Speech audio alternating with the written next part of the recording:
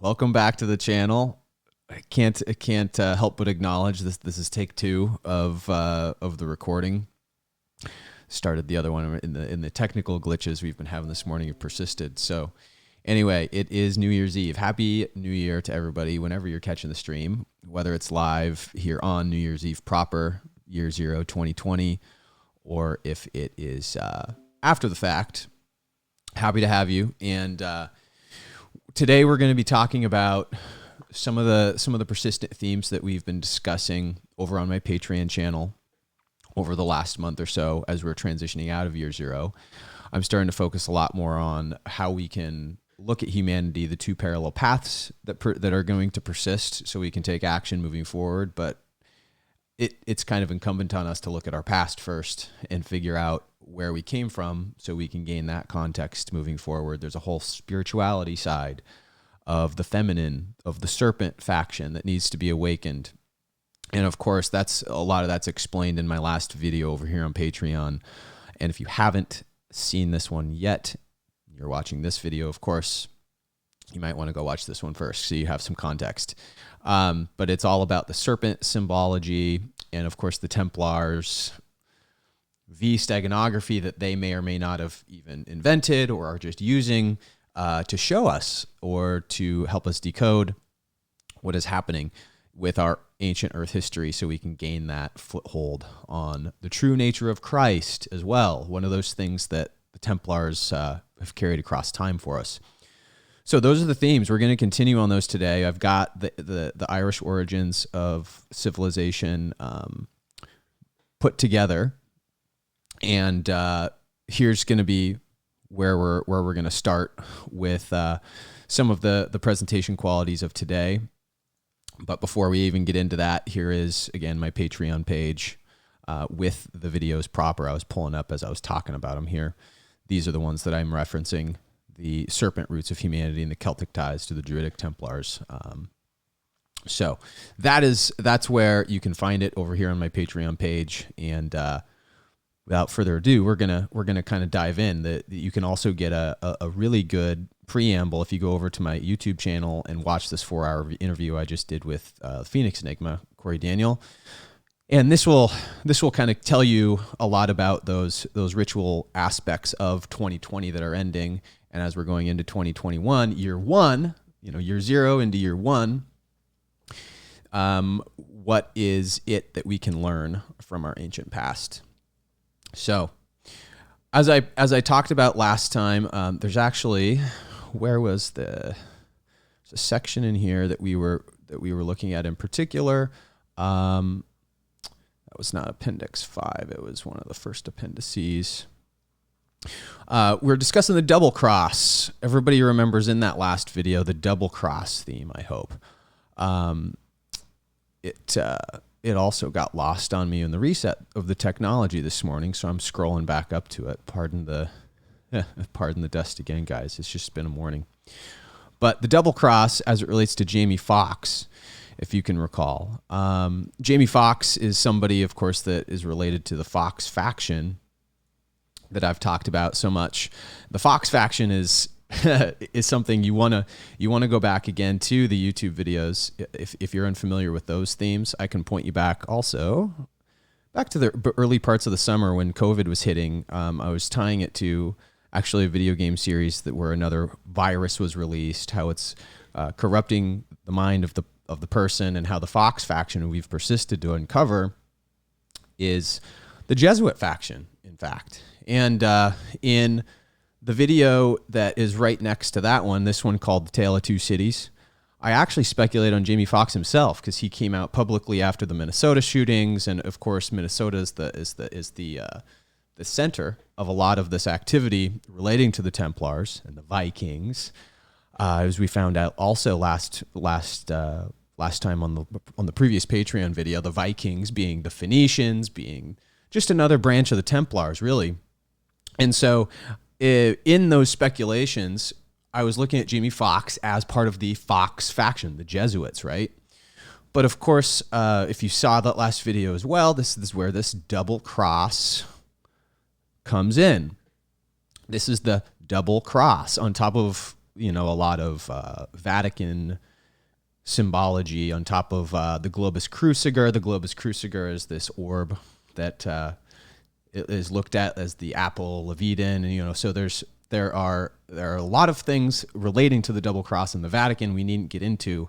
The component that I'm looking into now, because Jamie Foxx's name is spelled with 2 X's, and the fact that a double cross is almost like a counterspell, the terminology, I've been double crossed, you've been double crossed, or you've been duped, is almost to say, potentially, and I'm starting to see maybe that this is the case with Jamie Foxx, that he is one where the counterspell against the Fox faction might be right there in his name.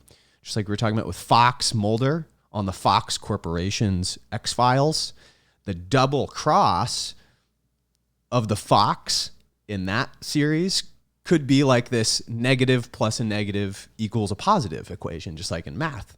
So this is kind of the basic idea that I've been picking apart. And in this, I think that and it was only prompted to me to think about it this way because of this Disney movie Soul that came out on Christmas that we're gonna look at first here before we get into any of the other topics surrounding some of these Celtic roots of humanity. Because this is where we left off in the last video. It was the further investigation that I did that by watching the movie itself that lent credence to what my suppositions were regarding this potential for this, double cross situation. And I even found a Jedi corollary. We always sit here and on this channel we talk about the Jedi being like the wizards, the Sith being like the sorcerers, an actual, spiritual battle today. And I did find kind of like a Jedi example of this straddling the line between both, with some V-steganography built into it, of course, that is going to wrap this up really nicely as well. And then, of course, we're gonna tie up our friend Tia Douglas from her book, The Secrets of the Sacred Bloodline, and you're going to see quite the tapestry from today's presentation too. But first and foremost, this movie here came out on December 25th, Christmas.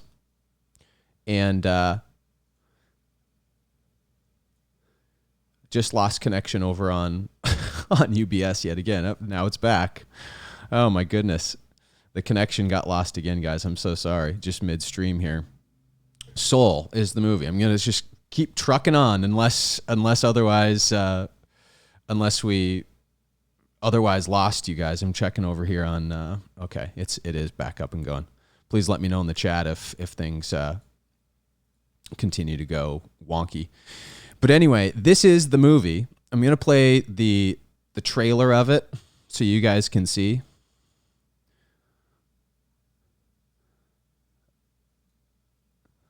Disney and so you guys can see kind of what this movie is about, and then I will kind of tell you what the steganography is and why it matters to matching up kind of a potential thread of decoding Jamie Foxx's true intent and true faction that he belongs to. So here it is. Here's the Pixar Soul, streaming on Disney Plus, December 25th. Music is all I think about. From the moment I wake up in the morning to the moment I fall asleep at night. I was born to play. It's my reason for living.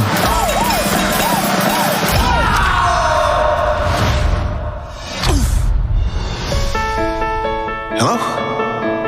What the? Wow! Oh my goodness! Oh my goodness! Help! I'm not done! Holy! Oh my goodness!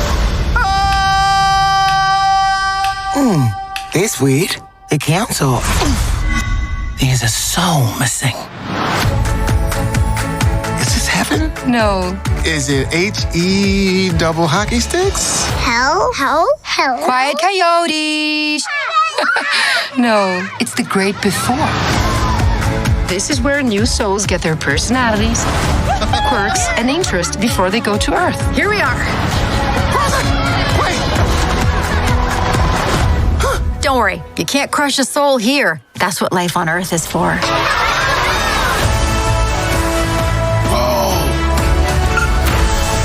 my life. Can you help me get back? Come on. This won't be a disaster, that's for sure. You're out there somewhere, little soul. And I'm gonna find you. Life is full of possibilities. You just need to know where to look.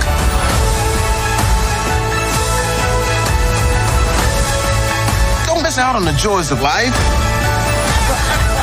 Like pizza. I can't smell. We can't taste either? All that stuff is in your body. No smell, no taste. Or touch. See? Okay, I get it. Disney and Pixar Soul. So, did you guys notice on the clip to end it? Has no senses, no touch, there aren't any senses where they're at. And the V steganography comes in when you think about the character's name that is played by Tina Fey, which is 22.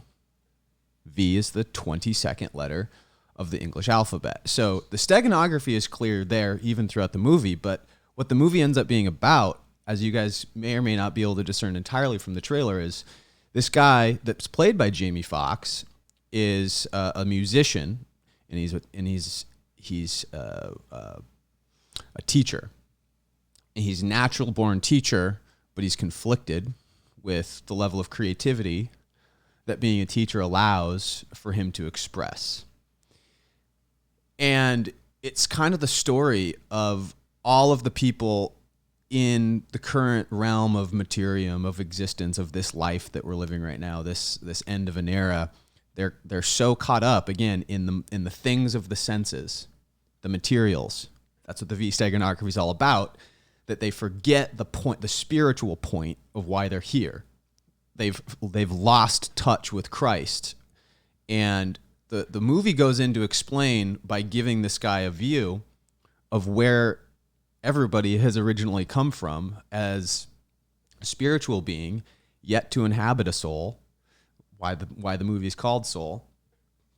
And he gets to meet this character, 22, who's incredibly conflicted. Again, the V, incredibly conflicted about taking on senses, because why would you want to do that? What's so great about living a life when I can stay up here in this ethereal existence and I don't have to, it's great, and so the concepts of the show persist. They show what happens to lost souls on Earth when they get too caught in the V steganography's, pleasures of life, what it takes to jostle them loose.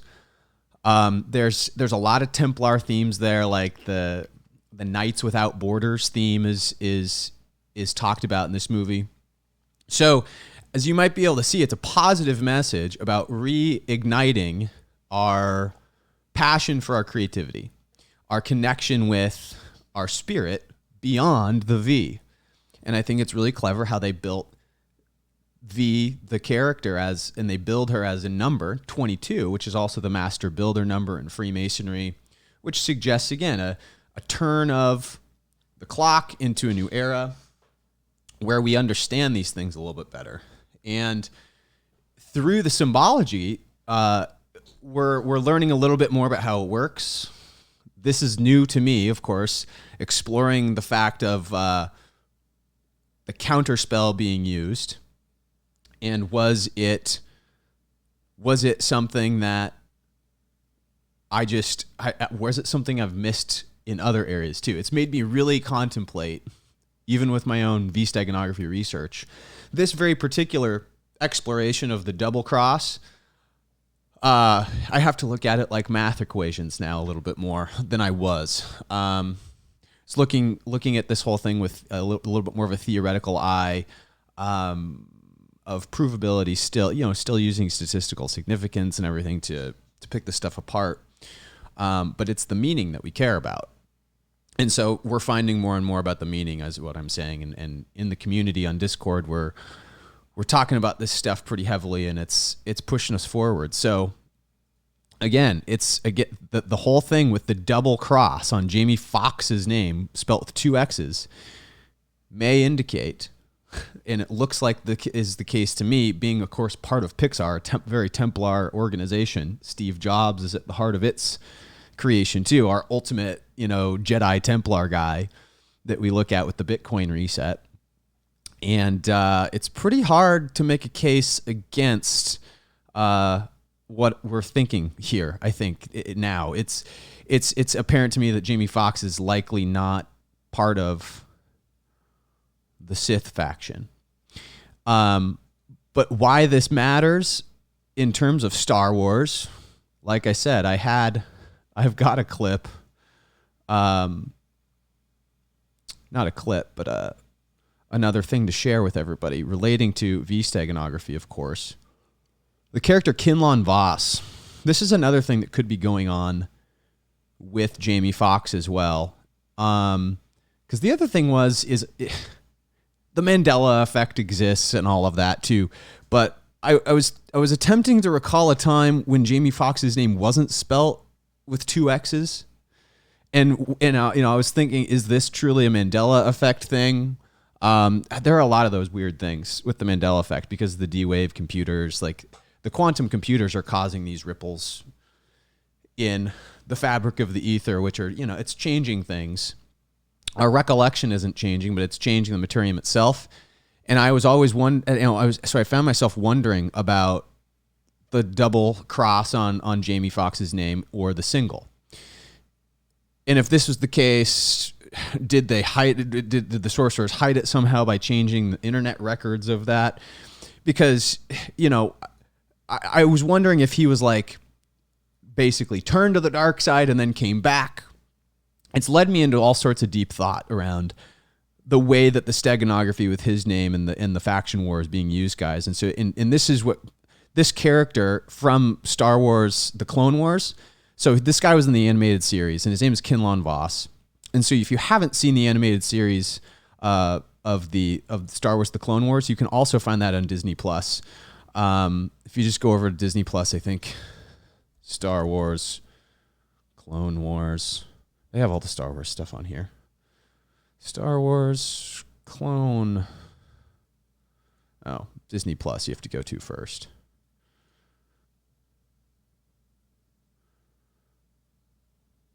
And then you can search Star Wars, Clone Wars. This one. It's the animated series. This is where Ahsoka Tano, who was in, of course, the Mandalorian series as an adult. She was Anakin Skywalker's apprentice. This is the show that she stars in. It's really, really good. One of the best shows I've ever seen for kids because there's a really, really solid moral message at the heart of every episode, especially the ones where Yoda comes in and he's teaching teamwork to the troops and stuff. And it's a striking show. But the point is that Kinlan Voss is the character that is in that show that we're going over, and you can kind of learn a little bit more about his character if you go watch that series. Silly as it may be to watch a cartoon, I don't know what everybody's appetite for that is, but Kinlan Voss was classically one of these high up. What was he, a lieutenant or? He was a Jedi. He was a Jedi Knight, as they say. But here during the Clone Wars, there was a Hutt crime lord named Zero, and it's pronounced Zero. And of course, so that's kind of like the tie to the Year Zero theme, I was thinking. But he escaped imprisonment in the Galactic Republic, capital Coruscant. Voss, of course, Kinlan Voss, this guy here, teamed with Jedi Master Obi-Wan Kenobi to track and recapture the Hutt crime lord. Finding that Zero had been freed by bounty hunter Cad Bane, Voss and Kenobi followed their trail to Nal Hutta, the Hutt homeworld, and then eventually to Teth. Here they discovered Zero had been murdered and subsequently failed their attempt at arresting Bane. Later in the war, Voss partnered with Asajj Ventress, another V steganography piece, right? The temptation of the Ventress, you'll see, kind of comes into the story here. Who was a former dark side assassin. The duo was unsuccessful in their attempt to assassinate Sith Lord Count Dooku. And then in the attempt to uncover the identity of Dooku's master, Darth Sidious, who, of course, we know now is Emperor Palpatine, was Darth Sidious, Emperor Palpatine, ended up doing some DNA manipulation himself to create Rey. We've gone over this stuff before, but this is kind of some of the backstory of it back from the Clone Wars. In this, Voss succumbed to the dark side and became Dooku's apprentice. So this is key because Kinlan Voss was kind of this witty, he's almost like Han Solo in a way in his attitude. Let's just say he's kind of like that kind of a guy, but he was pulled over to the dark side, and because he was a little bit emotional, in my opinion, and for a time was an agent of the dark side, but was brought back to the light side of the Force by his love for Ventress. So the emotionality toward Ventress what got him tempted toward the dark side partially, but the love brought him back.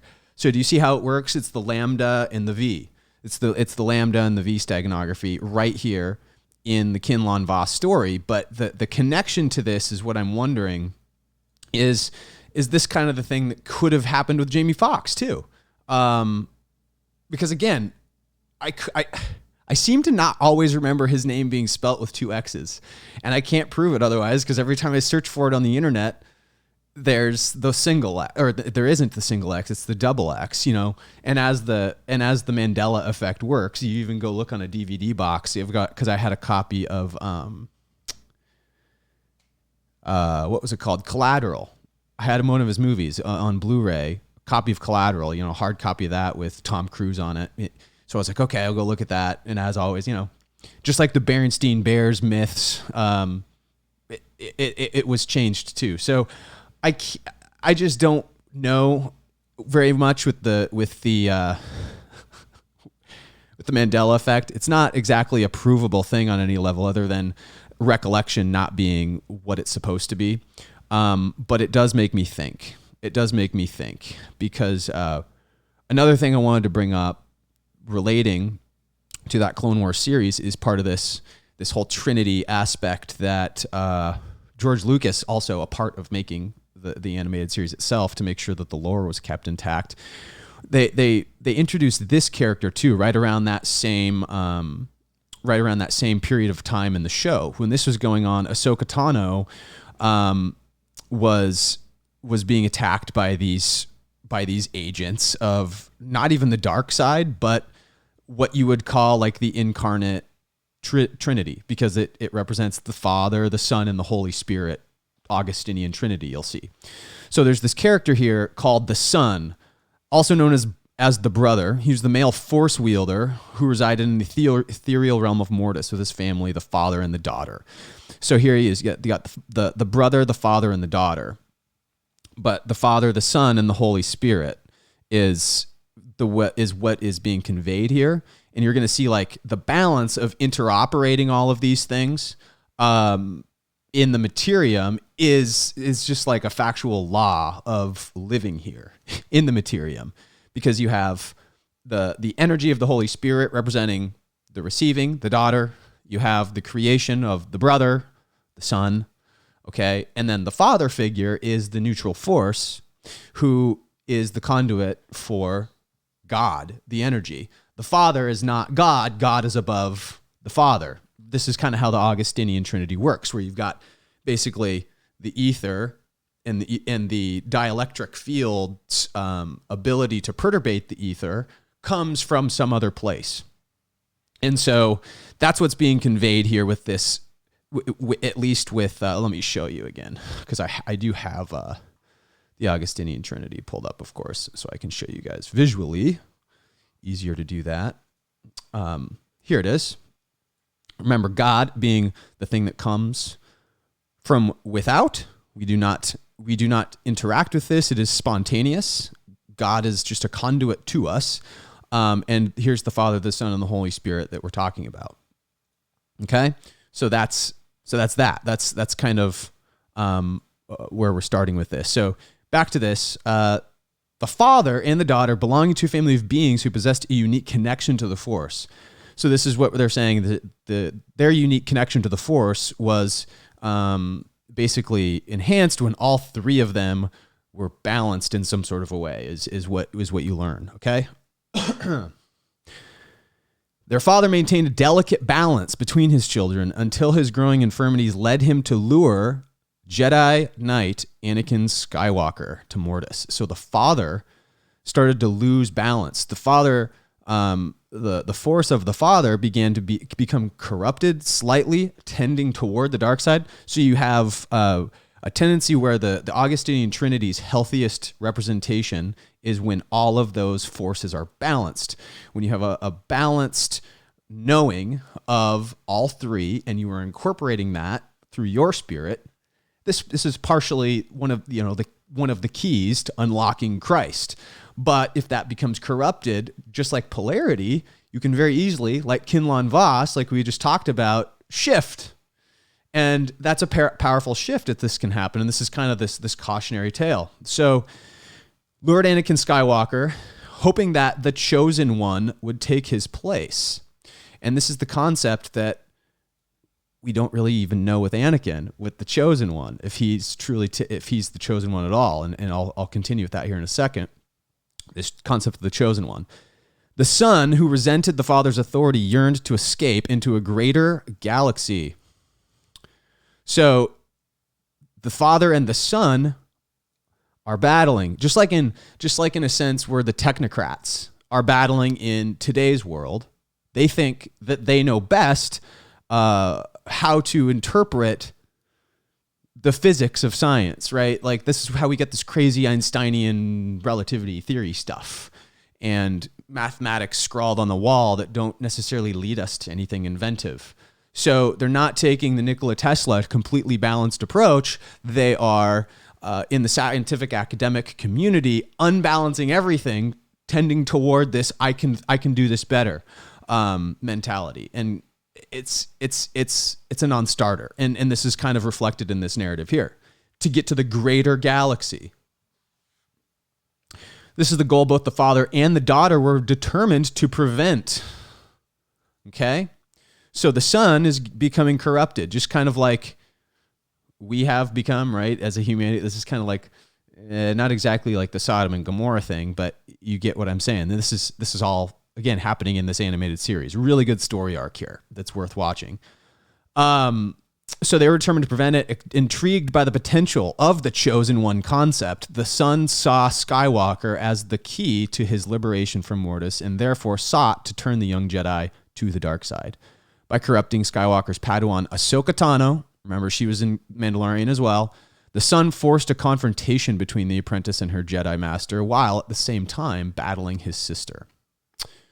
So all of this time, just kind of like, if you think about like pawns being moved around on a chessboard, this is exactly the way that the sorcerers think that they can hijack. And this isn't even the Sith. These people, this concept and this trio has no affiliation with the Sith as a faction, right? Because these are just force wielding, force adept archetypes in the grander scheme of Star Wars. Okay, so by corrupting Ahsoka Tano, he inadvertently caused the death of his sister by attempting to kill the father with the dagger of Mortis. The son's attempt to turn Skywalker proved unsuccessful as a result of the son's powers. So the daughter died. Just like we have forgotten about the goddess energy here on Earth. This is kind of where, again, I'm wondering what the Jamie Foxx story truly is, if it's connected to something greater. But either way, it's led me to these themes to discuss through Star Wars again, the Templar situation that we face here on Earth with the Jedi versus the Sith. We're going to get a little bit deeper in actual terms today, speaking outside of Star Wars by the end of the video, what that means for us in our Aryan and Celtic roots. Okay. So again, this is this is kind of where everything's tying together. The goddess energy that we need to awaken in the reset ritual, we were being told actually through some Star Wars lore, as George Lucas has ought to do, what the deal is. So anyway, checking in on Theta here. Hey, Delistus, good to have you here. You happen to know anything about the Theta Guardian node? Yes, I do know about the Guardian node, Delistus. I run one myself. I'm actually going to do a crypto stream later today where I'm going to be talking about that at 2:30. Same channel. You can find me here, 2:30 Mountain Time. But right now we're actually talking about some ancient Earth history and presenting some ideas around our Celtic roots. So with that in mind, that's not the most interesting thing about the Star Wars stuff that I wanted to bring up, because if you recall, the Chosen One was what these three were attempting to rebalance the Force. It was always part of the Star Wars lore that the Chosen One, Anakin, was thought to be the Chosen One in the prophecies to rebalance the Force. This doesn't end up being the case necessarily unless you think about Luke Skywalker as his son being the one that comes in and rebalances the Force. And if you've seen the end of the Mandalorian series, spoiler alert, don't, pause for the next 30 seconds and don't, get mad at me in the comment section or whatever to talk about Luke Skywalker relative to the Mandalorian if you haven't seen it. But he does come in at the end and shepherd the young child, Baby Yoda, Grogu, away. And the green energy, like we've decoded before, I actually have decoded all of that and you can also find this in the video section here below on Theta, the coronavirus, Bitcoin reset, Steve Jobs, Ozzy Osbourne video. I talk about all this stuff relative to Luke Skywalker and what the green energy of his lightsaber is relative to the Merkaba energy of our chakra system, as you guys are no strangers to, of course, the Merkaba of the chakra, the metaphysical man, to resonate with Christ. Again, these are the serpent factions, goddess energy secrets about these Kundalini twin snakes. The dragon, the winged dragon, when your connection with God up at the crown chakra is activated. Again, okay? This is all the stuff with Star Wars and finding the Force. But the Celts, actually, the Druids, as we talked about, were just as much of a Jedi as anybody could have anticipated. And they were outcast in, sort of, it seems like this exodus, reading back through this book, The Irish Roots of Civilization. Again, this book is in my Evernote server. If you guys want to read this book, I have uploaded this for the $15 level patrons right here. The investigator level, so you guys can read this stuff. But we find out in this book that's exactly what the Druids are. And who were they fighting then with the Sith? And so we've decoded some of this stuff relative to the Aryans. We're going to continue with that. But at the same token, we were talking last time about Patricia Douglas. Her last name, Douglas. The Douglas family has persisted to keep all of this ancient knowledge about our past, about our Celtic roots, about our Aryan roots, alive and well in terms of the symbology, in terms of what it means through the books of Enoch and the Templars. We'll do a more in-depth study on this book, along with the chakra system itself, probably in the next video. But I want to give context to the Douglas family. We talked about the Templars being Taoists, and it kind of being a title in that last video on Patreon that I did, that they take on for themselves because they aren't religious people. They are incredibly spiritual people. They are connected to the ether and therefore to God through this Trinity process by balancing it. Okay. So did Anakin truly balance the Force? is the question before we move on to that. The chosen one concept, right? Is the Baby Yoda actually the chosen one?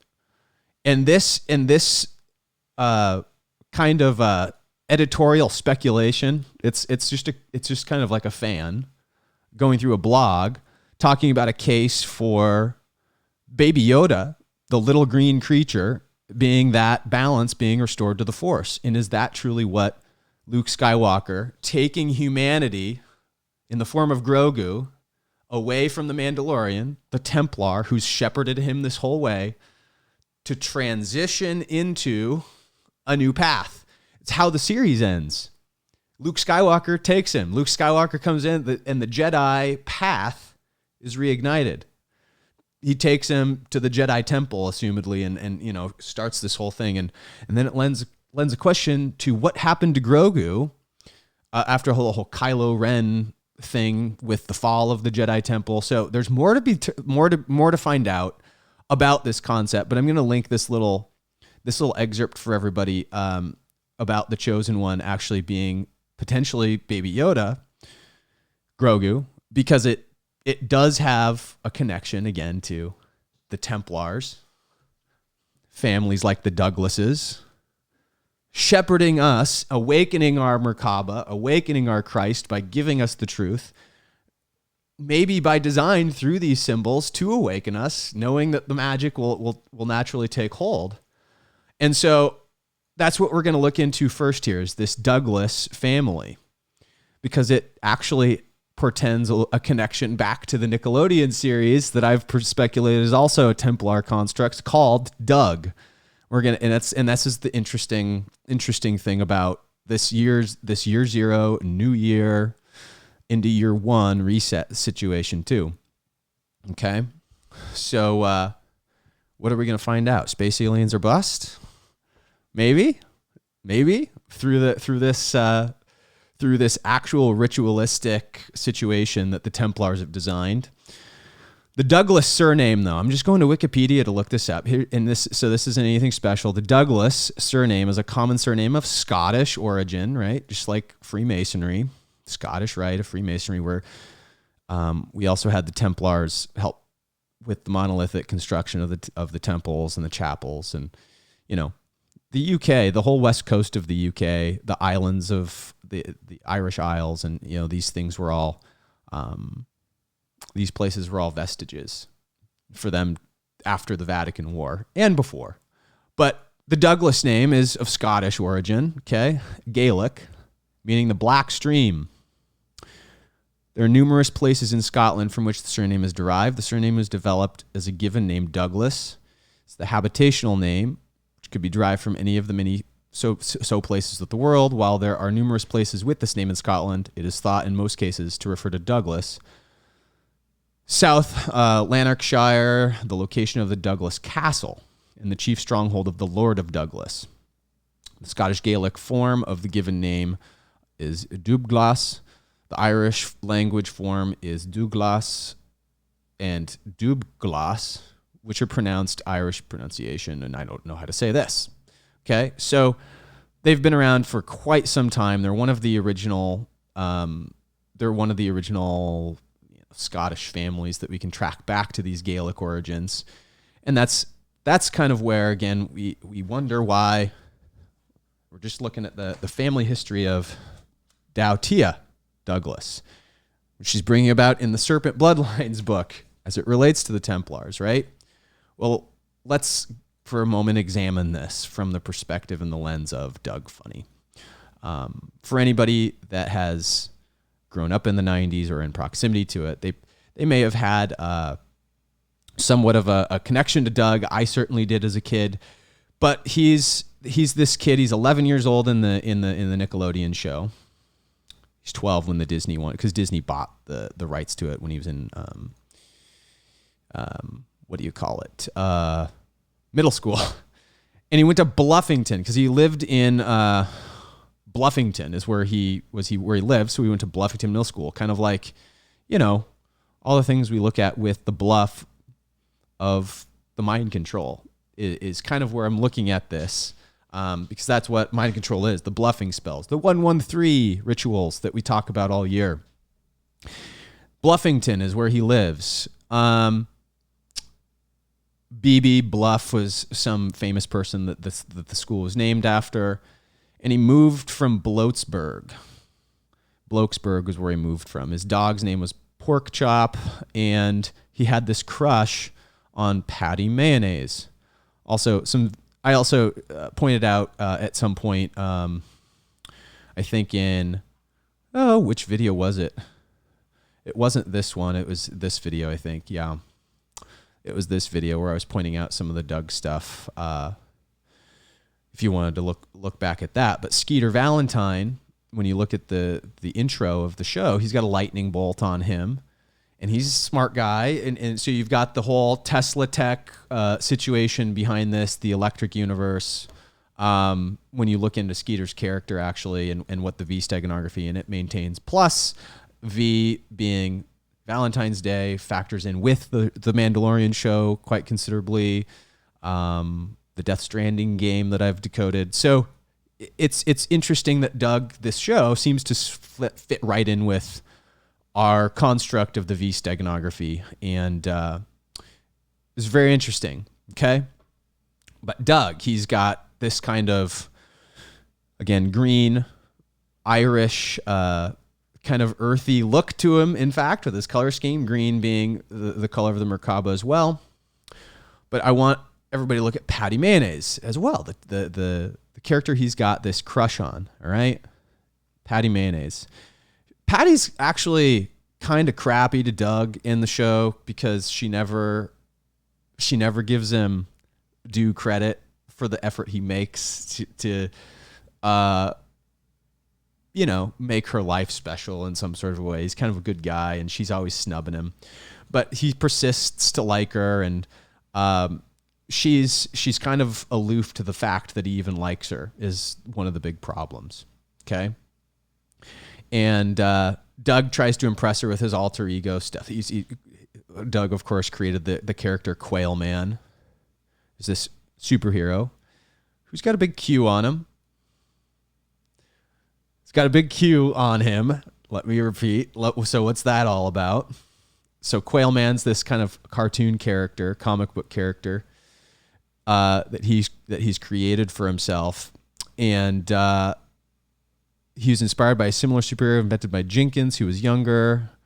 The Thicket of Solitude is where his headquarters is. So instead of Superman being in a fortress of solitude, it's a thicket of solitude, just kind of like where an Irish, Scottish druid would maintain a headquarters potentially more than Superman, right? So you've got all this weird stuff happening, is my point. And the reason why I think it's interesting is because of the history with the patricians as it relates to the druids as well. You have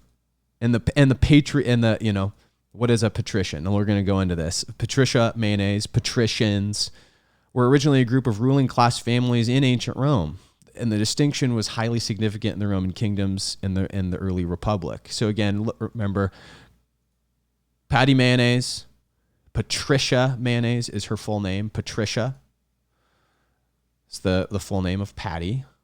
And the patricians, as it relates to the Douglas family, relating to Doug, is what we're going to investigate here, because there are these interesting connections. So the social structure of ancient Rome revolved around the distinction between the patricians and the plebeians. The status of patricians gave them the more political power than the plebeians. And the relationship between the patricians and the plebeians eventually caused the conflict of orders. This time resulted in changes in the social structure of ancient Rome. After the Western Empire fell, the term patrician continued as a high honorary title in the Byzantine Empire and in the Holy Roman Empire. Medieval patrician classes were once again formally defined groups leading grand burgher families, essentially in Venice and Genoa. Subsequently, patrician became a vague term used to refer to aristocrats and the higher bourgeois in many countries. The legacy of the Roman patrician and plebeian distinctions lives on in modern society. So who do you think those plebeians were? remnants. The plebeians were remnants of a much earlier faction war related to the patricians. And the patricians, of course, you can think of the aristocratic class today, right? The aristocratic class. And this is where you start to get this this situation where you're looking at Doug from the lens of what happened with things like the plebeians, the Douglas family, extending an olive branch, still their enemies almost. Like Patty won't give him the time of day to reconcile anything, and he's still got this crush on her. It's not to say that the Douglas situation or the Scottish people have a crush on the Romans, but what it may indicate is right up until the plebeian patrician political divide, where the patricians rose to power, relative power, it may term that there's a compromise attempting to be struck that balances the force, just like with the story of the son and the father and the daughter from Star Wars. There's a balance that needs to be struck, and it's with love and grace.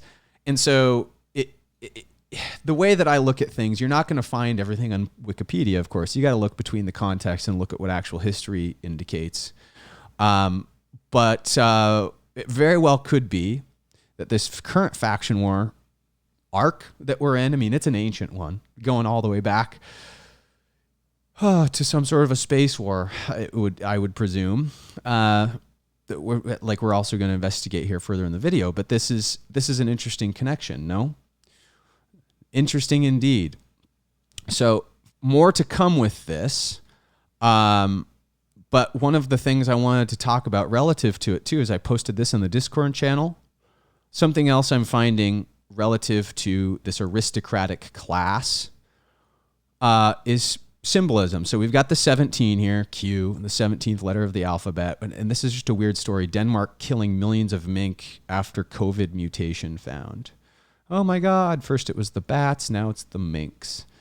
And so this is not new to some of you that are in the Discord channel, because I did discuss this a little bit, but in this article, it's just interesting how they're talking about this intermediate host, like camels and minks. Researchers found coronavirus. It's just all horseshit. There's nothing to this article that's substantial other than the symbology. After you go through it, there's no other context. But I'm like, okay, what's going on here? But I recognized that if you're looking Hebraically in Hebrew at creating spells, which is really where most of this is rooted in. Let's be honest, all the Hermeticism is all rooted back to Hebrew, the language. So if you look at it from that context, Hebrew, the language, doesn't have vowels in the same explicit terms that we do, especially to denote specific characters. They don't have them. So mink becomes MNK, and this is also the same how you'd pronounce monk in the similar way. If you just replace the I with an I with an O, monks are who the Templars are. And what happens as a display of power and dominance potentially is what I'm starting to think. 17 million minks. Monks are minks, like foxes are a symbol of the Jesuits. Foxes hunt minks. It's part of their food, right? Minks are also used to make these extravagant coats, these symbols of wealth and power. So does the Fox faction therefore kill minks representing monks to indicate power over them? So in my manner of thinking, are the aristocrats, the patricians, in other words, the modern day patricians, showing with their sort of a counterspell, they're killing 17 million mink because, again, they wear this as a symbol of power once they're killed. Look, we're lording over you. Our money and our wealth and our power is more than you've been able to decode for yourself, type of a thing. Is this possible? Things to think about going into 2021, guys. That's all I'm talking about with this stuff right now. Is its newly formed it's newly formed like neural pathway directions that I'm going up because of this whole thing with the movie Soul. The movie Soul was something that really, really struck a chord with me. No pun intended. It's because movies about music. Get it? But it's really important, I think, for us to gather the meaning for the research too. We don't just want to go proving things into the abyss. This is connected with V-steganography. Okay, at least V-steganography may indicate this, right? My goal with you guys is to never present anything that's half cooked, that doesn't mean anything. And that's what's so cool about today's, though, was what I'm saying, is it's brand new. It's integrated in this way that boom, boom, boom, boom, boom, boom, boom, slotted in, all because I looked at the Jamie Foxx thing differently. So anyway, it's something I want us to keep being discerning about, especially with the people that are involved, like a Patricia Douglas, who, partially using the steganography that's available to us, we can see the intent in the writing. Okay, so it's all about breaking away from the Vatican. It's all about breaking the spells.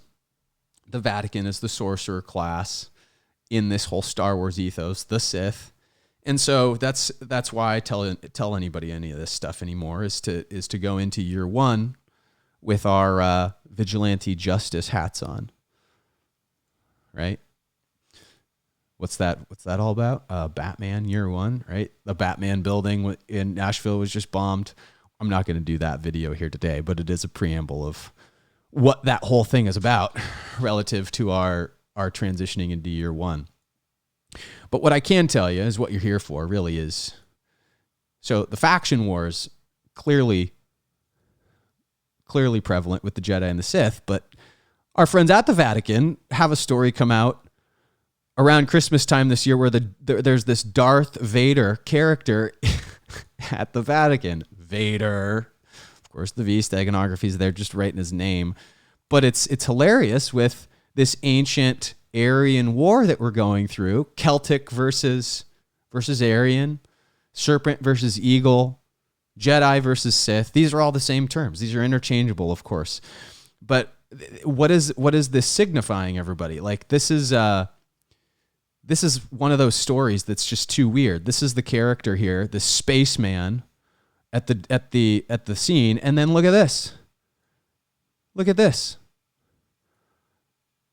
There's a manger draped in a red cloth, but you've got Mary, who's basically a Tesla coil. What the heck's this all about? It got so much weird criticism from people because they're showing weird symbolism in the Vatican nativity scene. I'll show this from a couple of different other perspectives. What's the red cloth all about? The root, right at the base of, again, in St. Peter's or St. Peter's Basilica, they've got the obelisk. The obelisk, just like in the Washington D.C. rituals of the reset. Like I have covered here. Go back to my Patreon page or just watch again the Phoenix Enigma podcast, this 4-hour long show here that we talked about. You can find that over on my YouTube channel. But it's right there. It's right at the base of this ritual, right at Christmas time. This stuff was erected during the winter solstice reset too. And the St. Peter's Basilica is in the shape of a keyhole too. We were looking at that on the Phoenix Enigma podcast. So what's this all about? Signifying the space tech future? It's the end of 2020, year zero. So what's going on here, right? There's the spaceman again. You got a spaceman in a spacesuit. Right at the outskirts. I don't even know what character it's conveying. They're going completely off script for their own book or their own interpretation of the Bible anyway. This is totally off script. Anyway, I won't waste too much time on this. They also have, if you guys see, they've got an atomic structure, a flower of life sitting in the trees over here. Part of some more symbolism. really crazy stuff. What are we going to find out going into year 0? Again, space aliens are bust 2021. What's this all about? Well, of course, we've got this situation. Autonomous drone to launch satellites into orbit for the Space Force. The Raven X autonomous launch vehicle. The Raven X, of course, the Ravens were all tied together with the Pittsburgh election stealers ritual this last month or so as well.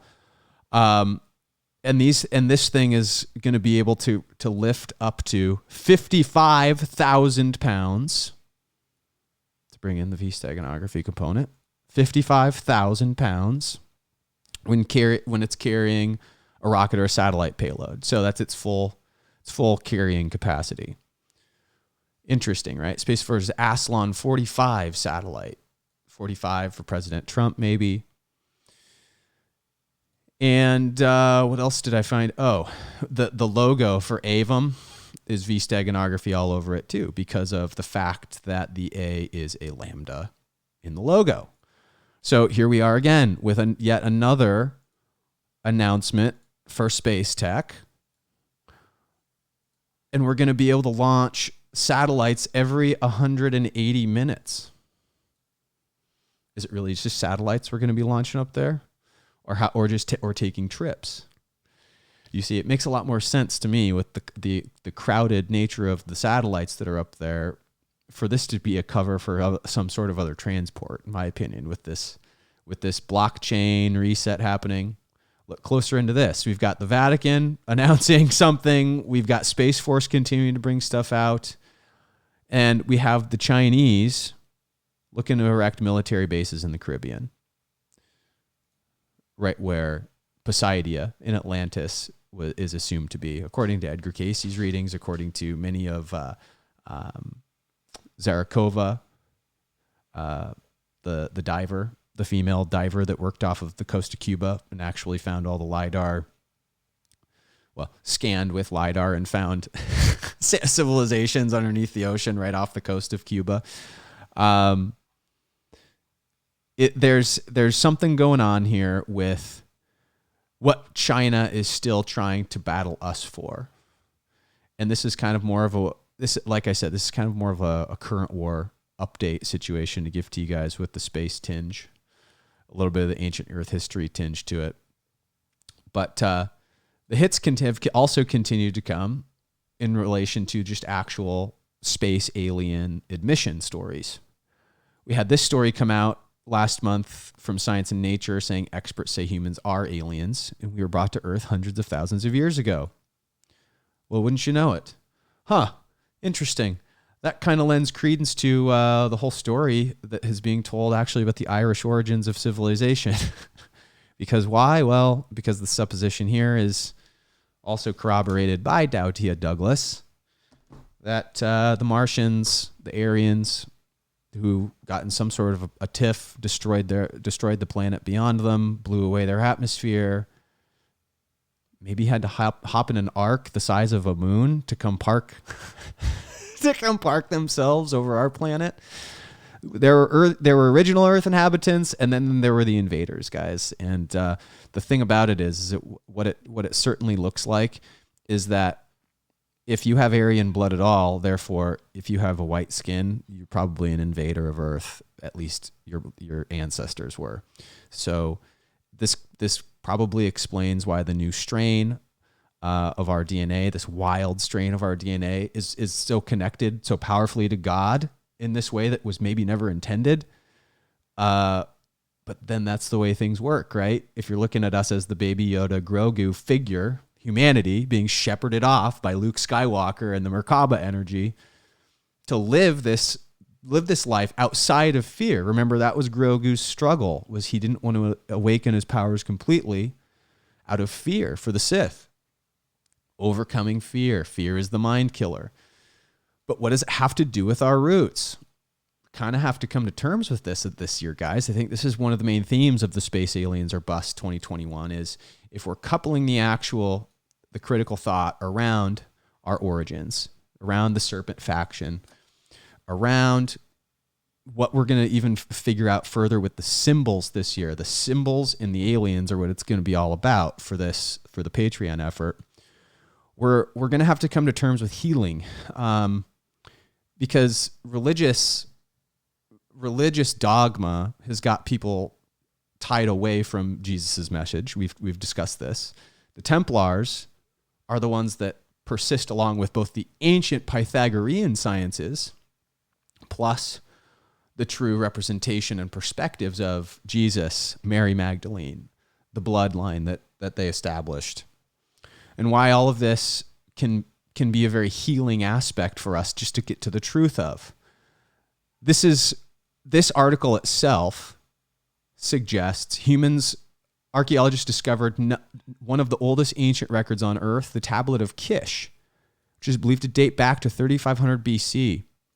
The ancient Sumerian city of Kish used to be the Sumerian king notes that Kish was the first city to have kings after the deluge. And of course, this only goes back to the deluge of what's talked about with Noah. It's not very far back in our history. That's right around the time of the fall of Atlantis, is what it would seem like if you're looking at the archaeological timeline. Okay, so this is only part of the story, but if you look back further, the successor of Jushur is called Kulasina Bel. Therefore, some scholars have proposed that this may have been intended for a time to indicate the absence in Kish of a central authority. Cuneiform writing of the Sumerians and the Egyptian hieroglyphs are thought to have preceded this ancient text by almost 100 years.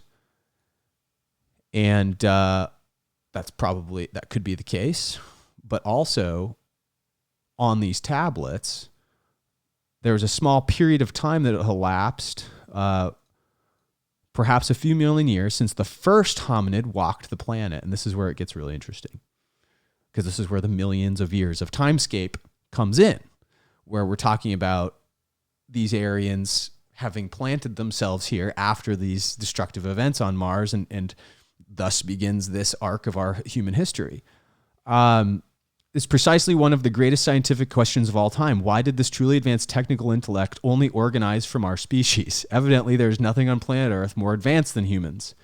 While on Earth, there are distinct intelligent creatures, none of them take on to technology like us. I mean, and just like Steve Jobs so famously said in his comparison to the bicycle, right? When Scientific American did the studies in the 70s to see how efficient people were at getting from point A to point B compared to other species of animals, the condor ended up being the most efficient animal on the planet at the food it had to consume to get from point A to point B, the time it had to expend on eating these things.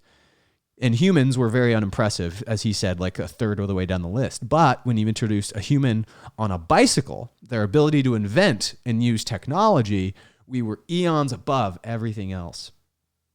Our capacity for creativity, therefore. And it gets to the heart of things, right? A little bit. Not maybe to the correct question in terms of the space aliens, because it doesn't have everything to do with the DNA manipulation at this level. But it's interesting, right? Only imagine for a second, it says, if humankind had to go back to the jungle for some reason and survive there. Most experts believe that most of them would not be able to live a very long time. In addition to their intellect, many scientists believe that humans are not very capable of occupying a large variety of environments. In other words, when it comes to our world, we are very limited. I don't agree with this because our wild, strained nature would indicate that we're very resilient and that we've been given some really crappy hands and catastrophes and messed things up pretty badly, gotten corrupted by the dark side of the Force. You think about the Brothers of Belial versus the Law of the Order of One in Atlantis. We got to be able to look at ourselves and figure this out, though. Because this goes on to suggest our humans are a weakness, blah, blah, blah. But it also then references further down. The book Humans Are Not From Earth is a book written by Dr. Ellis Silver. It's a compilation of the evolution leading environmental and He lines out 17 reasons that indicate humans are not from Earth. Mankind is supposed to be the most highly evolved animal on our planet, but it's shockingly inappropriate and ill-equipped for the Earth's environment. Interesting. Almost as if we were more resonant with another planet's frequency. We're not naturally inclined to this, is what I'm saying. If you think about, though, like Polynesian people, I've argued this in the past too. White people have this real hard time with balancing themselves. But if you go to Polynesia, you go to Peru, you go look at the old Olmec cultures and the Mayans. These people were interfaced with by the Templars, by the Irish, by the Druids, who were an offshoot of the Aryans, also from Mars, it looks like, but that more wanted to inhabit an Earth and resonate with it, instead of bringing Mars's energy and supplanting it here in their escape and saying that we're just going to turn Earth into another Mars. This is the problem with the Aryans when they came here millions of years ago, is they didn't think about the consequences of this, okay? So part of this is that at least white people, let's just be honest here. A lot of tribes people out there, they're definitely equipped to deal with the Earth. They're doing it now. They look at how the Native Americans used to live. These people are definitely equipped to live with the Earth. It's us white folks that are all, we do have creativity. We've got awesome engineering capabilities, but we'd be fooling ourselves to say again that that our survivability without that technology is better than those people. So human beings may suffer, it says, from back pain, according to Dr. Ellis, because our species originally evolved on another world with lower gravity and even adding to the mysteries. Planet with lower gravity, kind of like Mars? Interesting, right? Really interesting. So where we were coming from then, because he uses all this scientific study just to point to these disparities is all he's doing. He's not making any explicit suggestion. I'm drawing the dots to our own V-steganography research. He says, Neanderthals were most likely crossbred with another race, according to Dr. Ellis. And of course, what is Robert Sepper been saying in his videos? Really interesting. Perhaps the star system Alpha Centauri in the far past. And I don't know how he's assigning specifically Alpha Centauri. Perhaps Alpha Centauri. I don't know how he's corroborating that. But giving birth to modern humans, which is one of the nearest solar systems to Earth. There are millions of people across the globe who know they do not belong on the Earth, according to Dr. Ellis. This suggests to him at least that humankind may have changed on a different planet. We might have been brought here as highly established species. And it continues, okay? I'll let everybody kind of read through this article on their own time. But here it is, right, coming out this year. Space aliens are bust. 2021 is the hashtag, and we're getting all this disclosure relative to the same, okay? So the next thing I was going to share here, once it's, is this Fox News deal here. Sorry, it took a second to pull up. So here it is. On Fox News, a year of UFO news. Some heads after forming a UFO task. And this was actually, by the way, before I hit play on this entirely, this is brand new news as of today, is when this came across. So this is like 8 hours ago. And of course it says 2020, a year of UFO news, almost too strange to believe. Again, leading as a preamble into 2021. Task force this summer, but now leaked documents reportedly show defense officials discussing this photo taken from the cockpit of a fighter jet as possibly using, quote, non-human technology. Overnight anchor and news correspondent Ashley Strohmeyer takes a deeper look into the story. Ashley. Right, Trace. It was back in August when the Pentagon created a task force to investigate UFOs to detect, analyze, and catalog what the military calls unidentified aerial phenomena. And it was a move that did, of course, raise some eyebrows. But it came in the wake of several unexplained incidents observed by military members and then followed questions brought up from lawmakers about the topic, with Senator Marco Rubio instructing the Secretary of Defense to compile data on UAPs. Well, now we're seeing part of two military reports leaked to a defense news website, thedebrief.org. This includes Pentagon documents reportedly discussing non-human technology and mysterious objects. The leak includes a 2019 email exchange. It was between high-ranking military officials citing concerns about potential aliens underwater here on Earth. We're also seeing leaked photos apparently taken from U.S. fighter jets, with one reportedly showing an unidentified silver cube. It was hovering above the Atlantic. Another leaked photo reportedly. Did you guys hear the aliens before they glossed over it too much? She said aliens underwater. What? You know, is there a reason why we don't explore the oceans? There have been those satellite images that I've found and shown in the past too, where they've got these big looking dome structures that are clearly moving because there are paths in the sand that are being carved at the bottom of the ocean, and you can track them in these patterns, and they're moving. And it's the strangest thing, because if you were to place it on a map, the dome would be so large that it would like fit the whole city of San Diego inside of it, type of stuff, you know? And so there she just sneaks that in there, where the report indicates aliens at the bottom of the ocean too. What's going on, guys?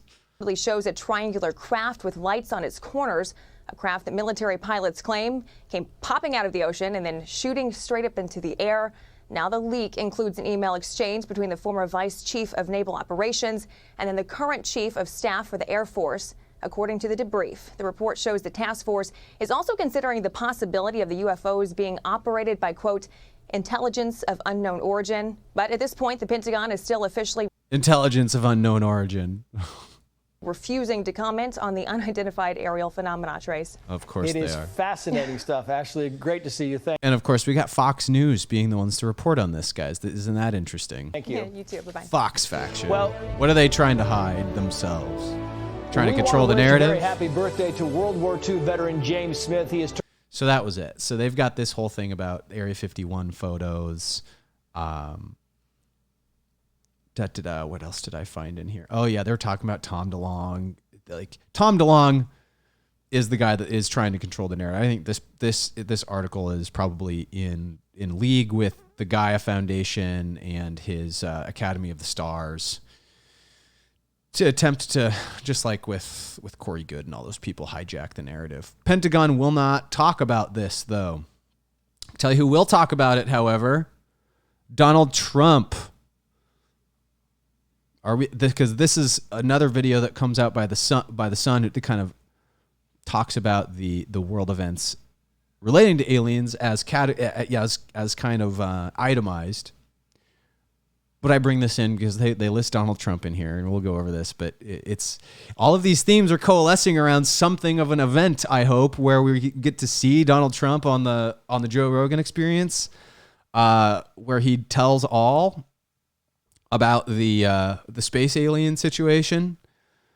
We'll have some more context to that here in a second as well. But this is the article that the Sun launched today. Also, I shared this with the Discord channel.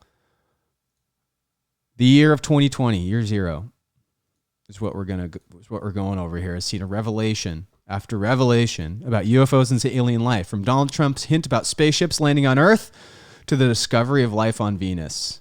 Of course, we've covered all of these things on this channel, but reading back to them, because again, at the precipice of a new year, they're relevant. So the top 10 UFO stories. The British government has announced they're going to release more UFO files. More TV shows are starting to come out with the alien invasion fear meme. The UFOs acknowledged to officially exist by the U.S. Navy and other agencies. U.S. Congress demanding action on UFOs on the 17th of June. Advanced aerial threats being at the heart of the proposed legislation. Donald Trump said he's been the most controversial and spoken out president in history. He's talked about everything except for the space aliens explicitly yet, right? But he has been the guy that started the Space Force. And he says, I won't talk to you what I know about Roswell, but it's very interesting. This was his allusion. Pentagon sets up a UFO hunting unit. So we don't just have a Space Force, but we actually have a UFO hunting unit from the Pentagon that comes up. I didn't even know about this one until this article this morning. And then, of course, the life on Venus, bringing the shock to everybody. So these are going to be Obama hinting UFOs exist, Israel space chief saying aliens exist. So you've got acknowledgments that are leading up to something. What is that something leading up to? Is it going to happen? I really, really hope that Donald Trump goes on Joe Rogan before this presumed, election cycle is over, because it's just an interesting, like, it would lend so much credence to Cliff High's WebBot, is what I'm trying to say, as an actual science, and it would change the world. And so I really, really hope that this thing comes to pass, and that we do find out about this stuff. But anyway, guys, what's interesting about some of these space alien memes too, as we look for that video content on Spotify, we're gonna, if we go to Joe Rogan and his podcast itself, he had some guests on that we're gonna get into here now. And this has its own credence that we need to talk to relative to the Fox faction, because in this podcast about space aliens, he has a guy named Jacques Vallée and then a guy named James Fox. So it was incumbent on me to watch this thing with Jacques Vallée is a world-renowned UFO kind of sighting expert. He's got a lot of interesting perspectives on this, and they made a documentary. And so they're here in Joe Rogan's podcast to highlight the documentary, is what they're here to do. And throughout the podcast, I have a bunch of little markers here near the middle of it that we're going to go through.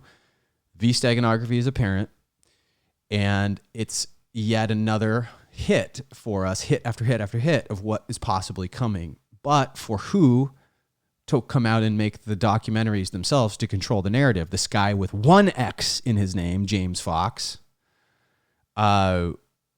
we have to look at as with an ulterior motive. And I'll show you why in the podcast.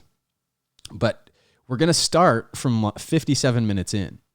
And at 57 minutes in, they're talking about a specific invasion event. We're talking about alien invasions that happened in Zimbabwe that they do cover in the documentary. So I'm going to give you, this is kind of a preamble, because what have we also been talking about relative to in the two parallel paths for humanity, serpents and eagles, Jedi and Sith. And remember the cyberpunk future. We're talking about, like, basically people that go and follow the technocratic future versus the people that follow the natural future.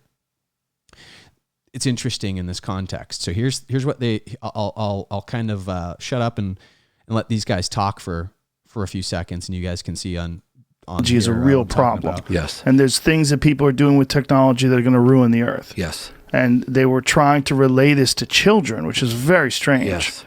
You know, Yes. I mean, maybe they just thought they were adults because they were the same size as the aliens.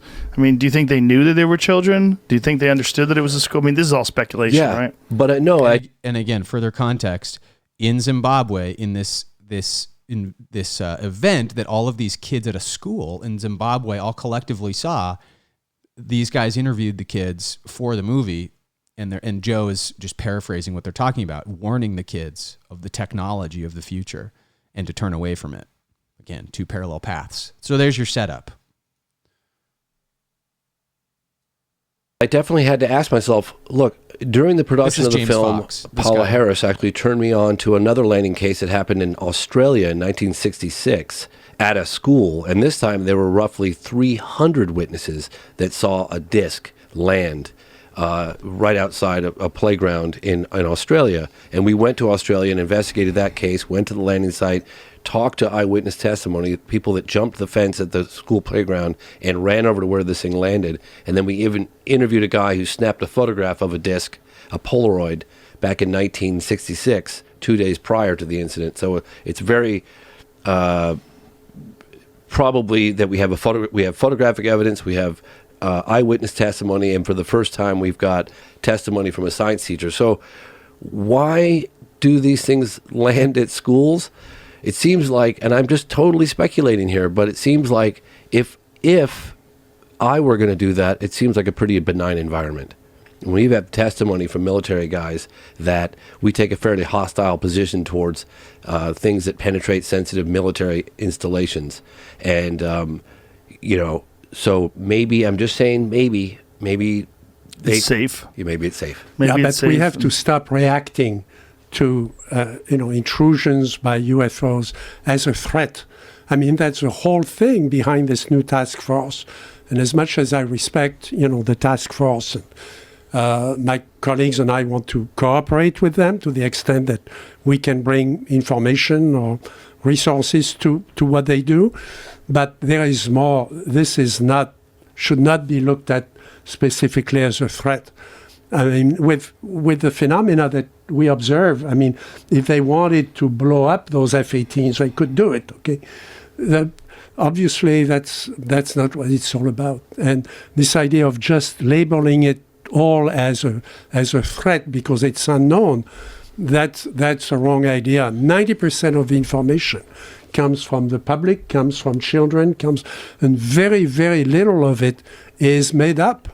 In France, I mean, the data we get, at the French Space Agency comes through channels where if people reported something that's found to be untrue, they are going to be called by the police. So this is what they're saying with the whole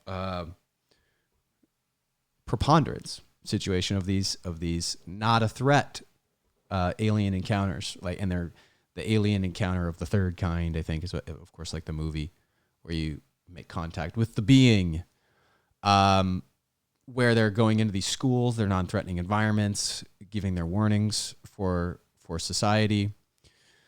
But again, is the narrative attempting to be controlled by the alien invasion coming, or the thing that's already happened? And again, following at the past.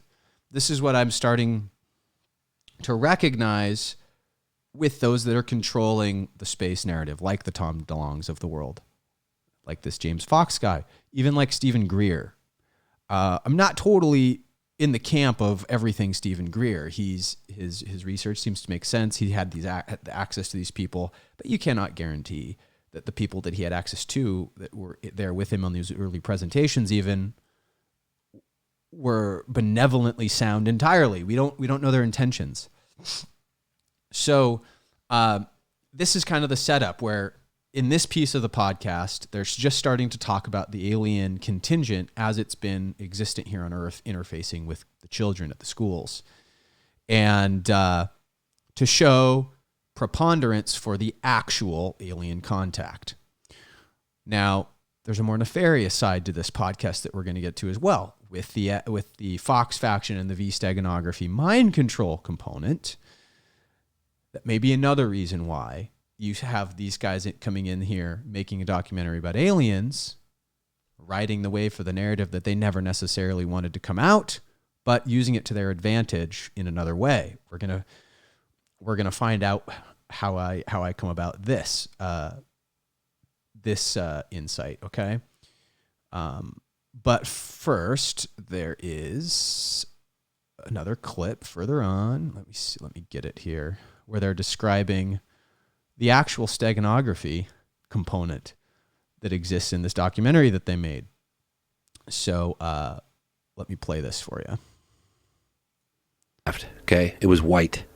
I remember Fravor describing a Tic Tac. I was investigating when that story broke. I was still working on Socorro. Socorro, he described as an egg. I don't know. Did we have Tic Tacs back in 1964?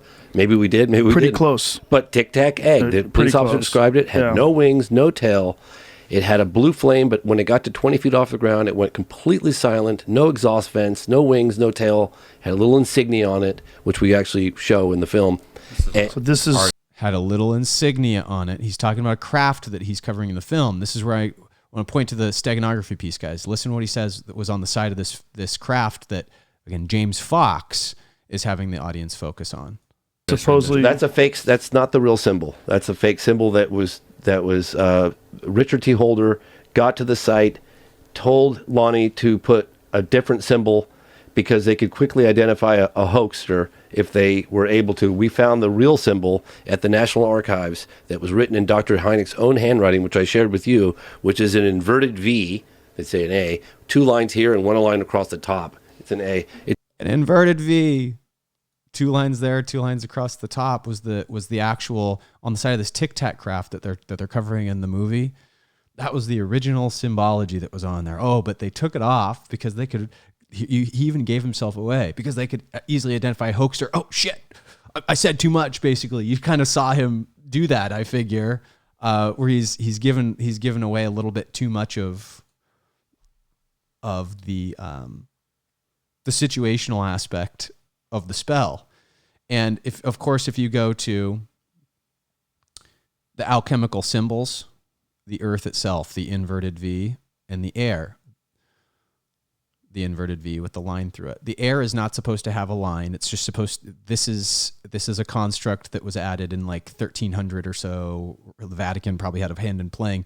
The earth is supposed to be open because this little triangle is supposed to be the earth. You're grounded here on the earth. The air is everything above you coming in from the ether, connection to God. It's also the anarchy symbol. There's no mistaking what this anarchy symbol is supposed to convey, and it's right here in the air, the breath, the voice, the knowledge of expression, of creativity. This is being suppressed with the V steganography, and it also is inherent with whatever the heck that James Fox is trying to hide by so obviously mentioning it in the manner that he did during the Joe Rogan Experience. So I'll let the clip play for this particular piece of the clip play for a couple, maybe, I don't know where it goes. And then we'll move on to the next one. I've got a couple of these other clips to corroborate where I'm coming at, but this is, if you want to watch it, episode 1574 of the Joe Rogan Experience. So it's featured in the movie. So, but that was a fake symbol. Oh, so someone put a fake symbol on it just to see if people were hoaxing it? Well, what he did was he said to the witness, or they did rather. They did. It was a good idea actually. He said, "Look, let's change the symbol. That way, if there's anybody else claims to have seen this thing and they say, yeah, that's the symbol, we'll be able to quickly identify a hoaxer." So that was just like steganography, guys. That's what steganography is. He just explained it.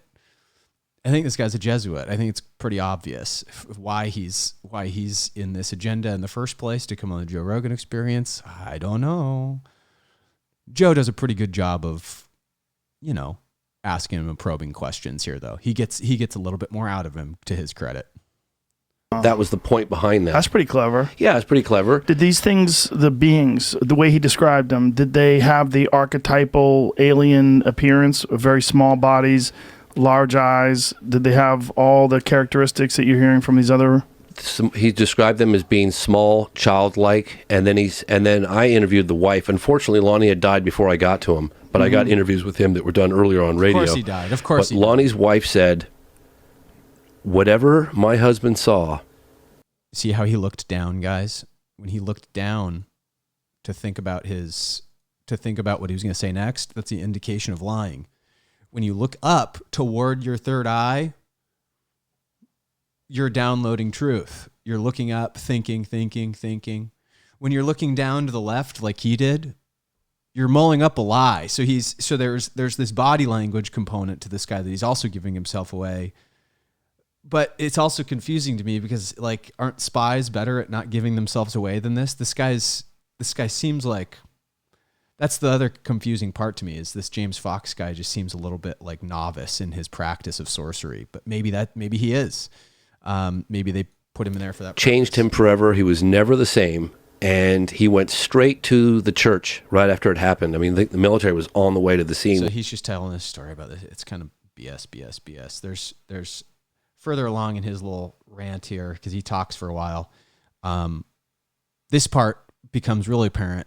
He gives himself away further when he's talking about the 77s here in the ritual component. To Hynek in 1964-65 and just find out what the hell is going on. Why is this police officer, as we told him not to talk about it, participating with the film crew? The film is called Phenomenon 7.7, and it was done by a guy named Michael Musto. Phenomenon 7.7. So this is where he's kind of giving himself away for kind of like what he's there for, to hide, because this Phenomenon 7.7 movie according to him, is this old film reel that you can't find anywhere. It's nowhere on the internet. The only time he saw it was when he had physical access to the film reel, and he was able to watch it like on a projector. And this was a long time ago, and he's been trying to find it ever since, and he just can't do it. But even though he hasn't proven that it even exists, he still talks about it in the movie.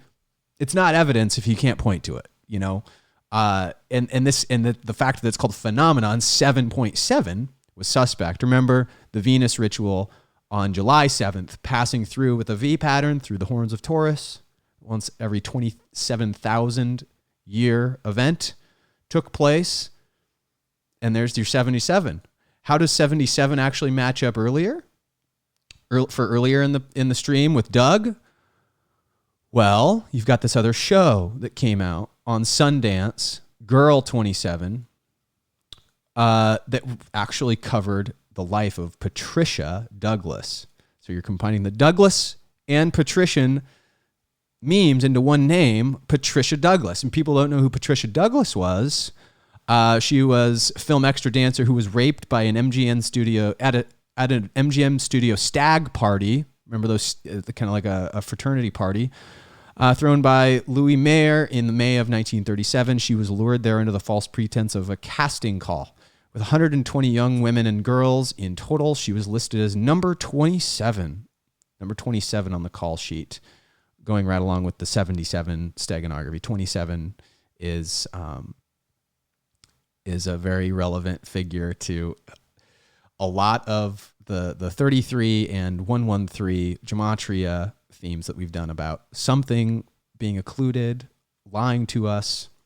We're not going to go too far into the weeds with that stuff today, but again, the 27,000 year cycle, 27 on the call sheet, Patricia Douglas. There's some sort of a path between, again, Doug, funny, Patty, mayonnaise.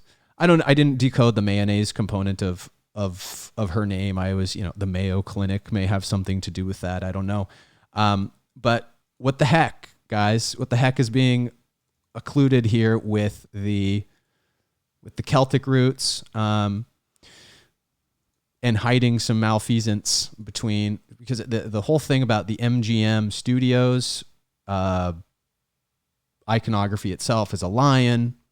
We're going into the age of Leo. I don't know what year 2021 has to offer with some of these old Celtic ties, but we're getting a lot just from watching the Joe Rogan Experience, obviously. Anyway, back to the Joe Rogan Experience. There are a couple more clips here that speak to the general mind control of things, and again, why I think this James Fox guy is inserted in the middle of this Celtic Aryan, V-steganography war in the first place. So here he is. Let him speak from 88 minutes. But Dr. Simon was, a psychiatrist during World War II for the Army, and he was an expert in hypnosis, and he was a licensed hypnotist. He wasn't. So now they're talking about a guy that they worked with in the movie, being a licensed hypnotist, to go into the minds of the people who were abducted and had alien encounters of the third kind experiences. What was the common trait with all of them? Now it gets interesting.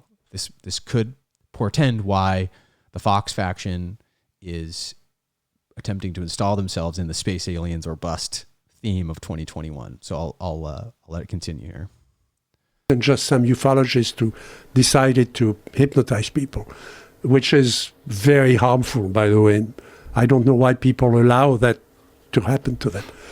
So I took him aside and he's talking about hypnosis itself being harmful. Like we've talked about, it is technically pretty harmful because it's the opposite end of your creativity. It's the theta frequency that's activated in the brain to be hypnotized. To voluntarily do that, he says, is damaging, especially for people who've had these experiences. Interesting, right? I said, Doctor, if I had been sitting there in their car on the back seat, and here is Barney and driving and Betty next to him, and they see that would I have seen the car stop and all these little beings and the UFO, stopping them on the road and dragging them out? And he said, I have no way of answering that. I can tell you that by their hypnosis, that my patients are telling the truth as they experienced it. I cannot tell you what we would have seen if you and I had been there. I cannot. So this is where rubber meets the road with the whole science of figuring out what the alien abductions at least are. This is where it starts to get interesting with the steganography, guys, because here you would have all of the articles I'm sharing with you. It's an existence of aliens story. And are we really the aliens? That's the bend. We have Aryan roots. It's in our DNA. Riddle probably solved, right? Like if you just go back far enough, we are transplants here. We're invaders on this planet ourselves. The challenge is to resonate with Christ, which is what the planet is really here for, at least in our solar system. And so to awaken our understanding of this requires the goddess, requires a certain perspective. But to hijack that, to keep us from that, would be the goal of the Fox faction. And this is where the hypnosis that they're doing from this movie ties in again with Martin Cannon's work, The Controllers. I've covered this thesis from the essay before, where Martin Cannon studies deeply the phenomenon of alien abductions.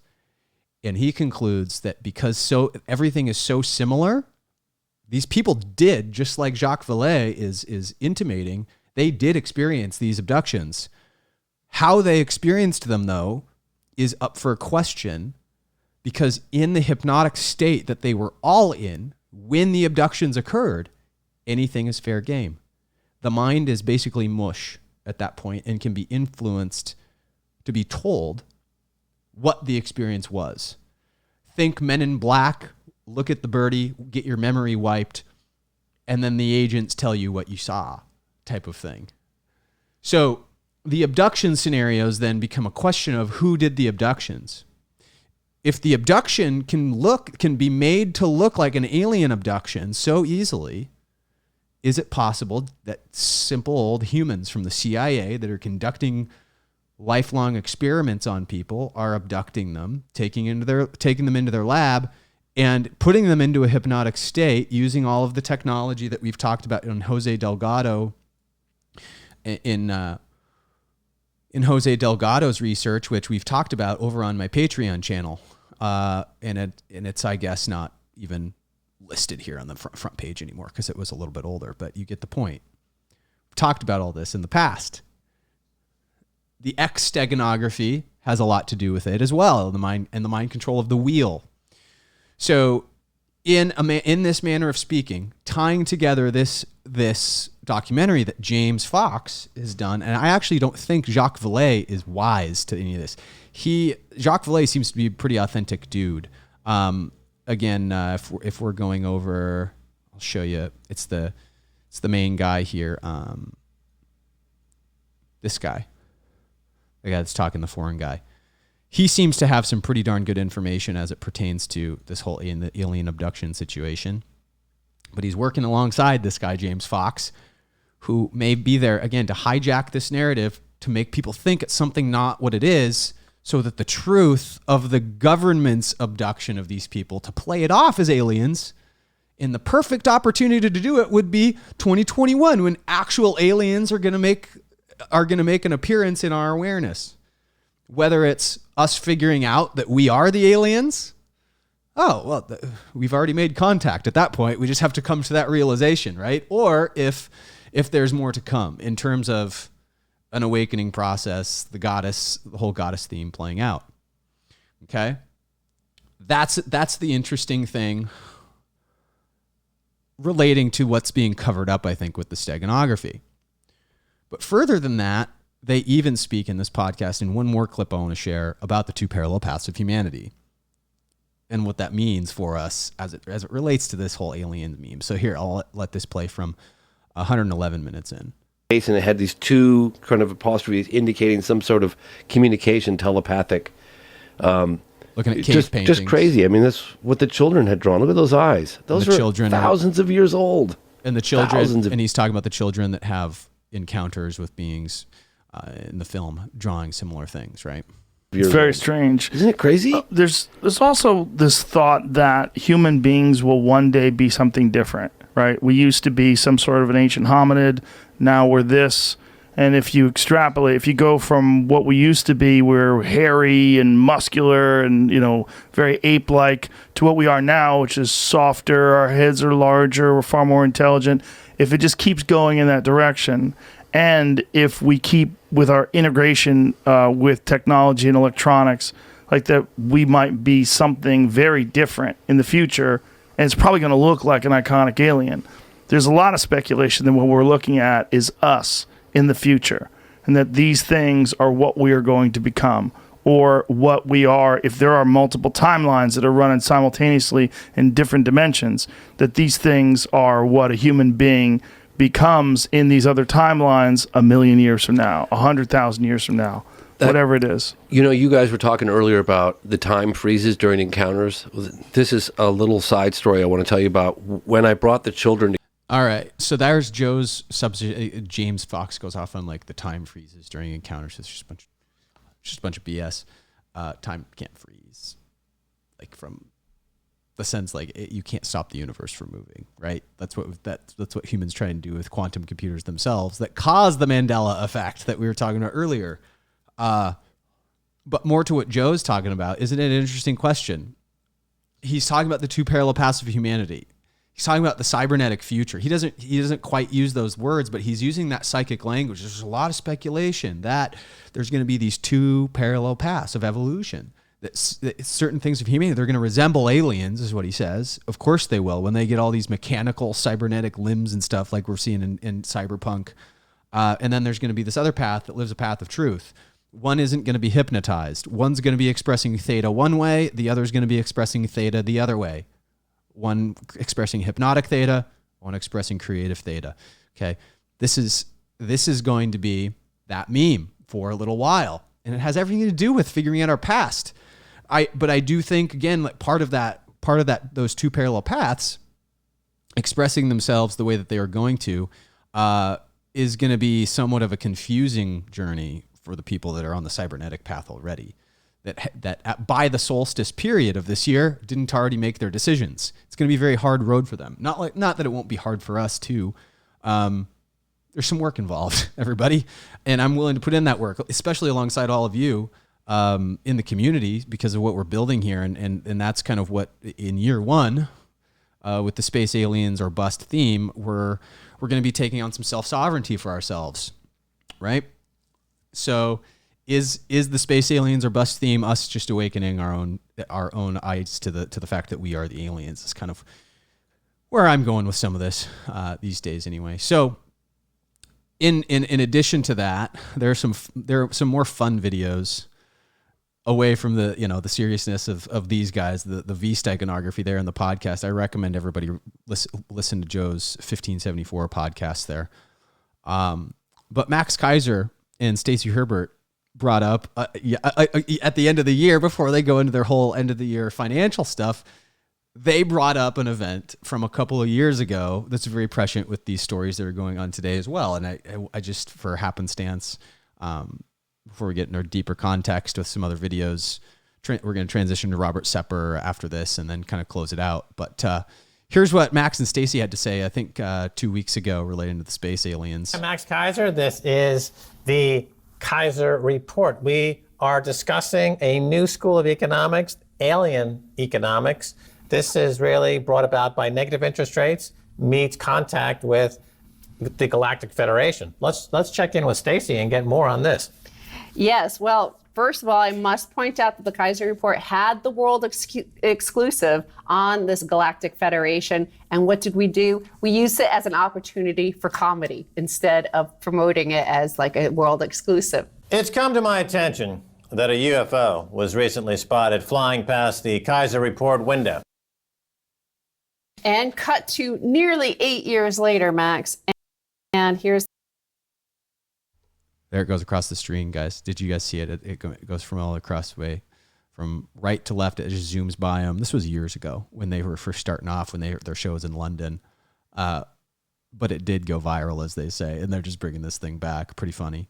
The headline: former Israeli space security chief Haim Eshed has revealed that aliens from a galactic federation have been in contact with the U.S. and Israel for years, but humanity isn't ready to know this, or so he claims. And that's important, or so he claims, because remember, 2020 is the year that we're told over and over that the experts must be in charge. The experts are the only ones who have the truth for us. The experts are the ones who get the blue tick on Twitter, and they're the ones that are arbiters of truth. So here's an expert who was the head of the Israeli space program for over 20 years, and he's telling us that there's some contract between these aliens who go by the name of the Galactic Federation and the United States. Well, there's been contact.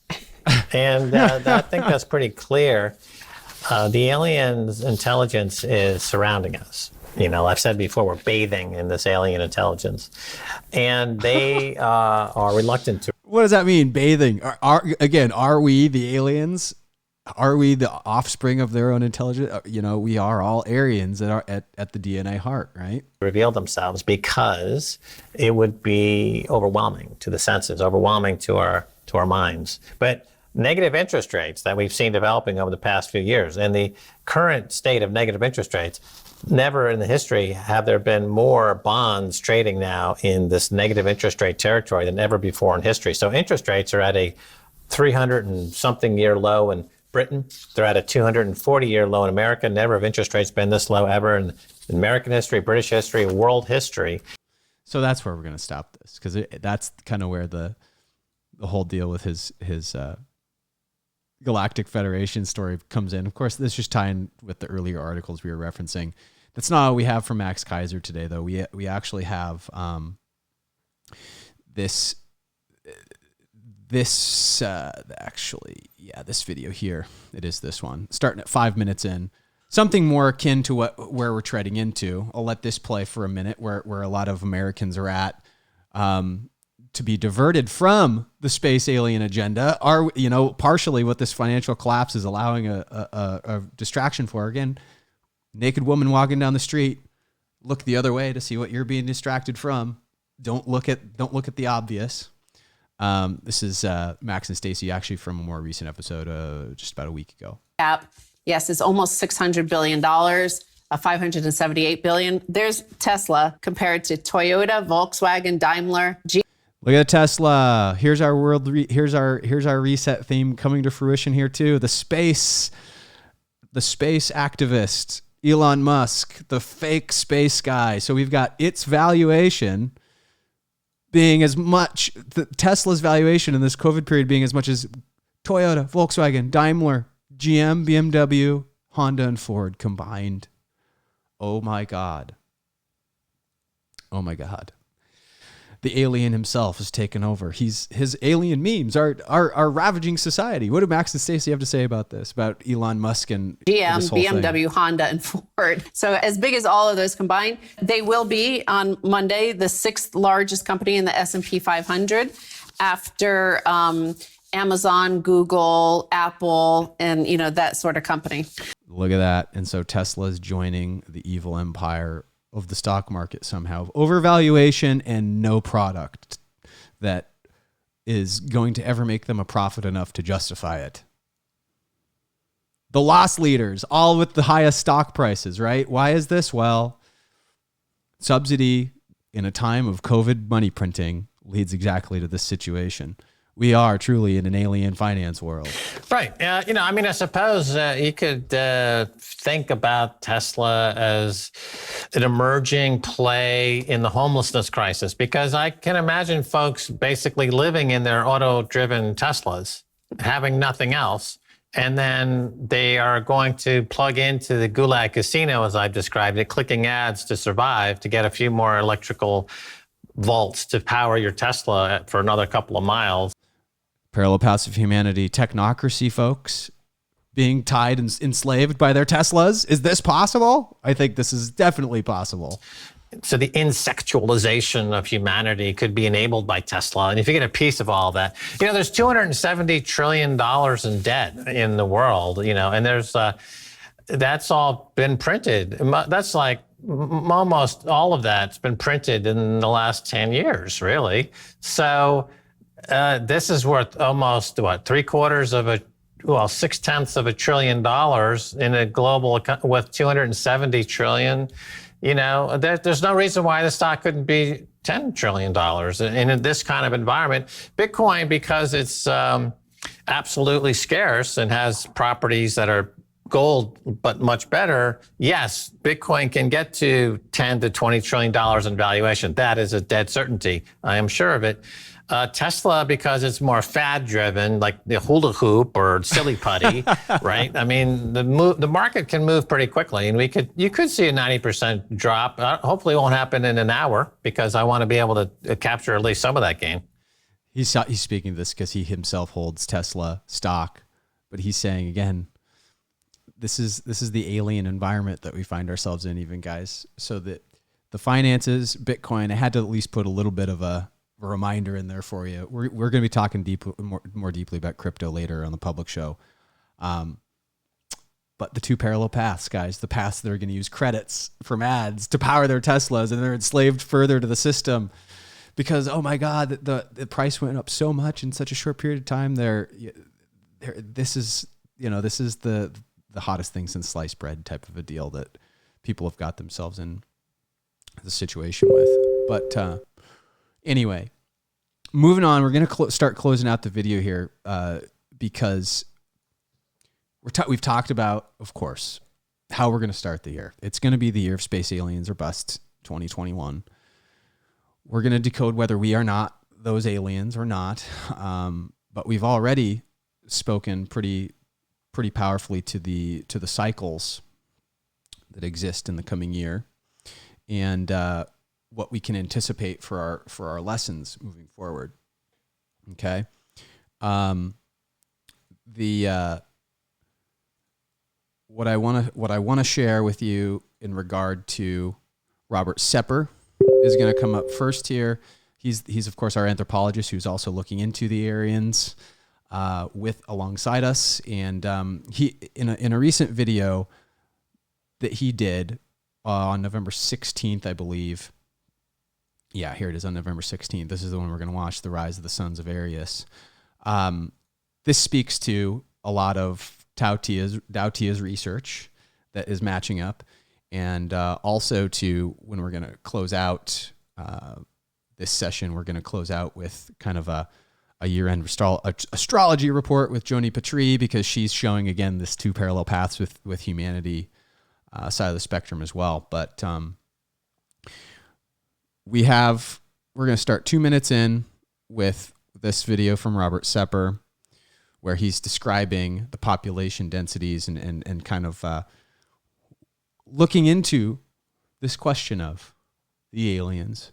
Are we looking to the future for the aliens, or are we looking to the past for aliens? Either way, it fits the meme. So here he is, 2 minutes in. This is what we're going to kind of tie together with some of Tao Tia's themes, and you'll see what I mean. Which is separated from North Africa by a massive desert known as the Sahara.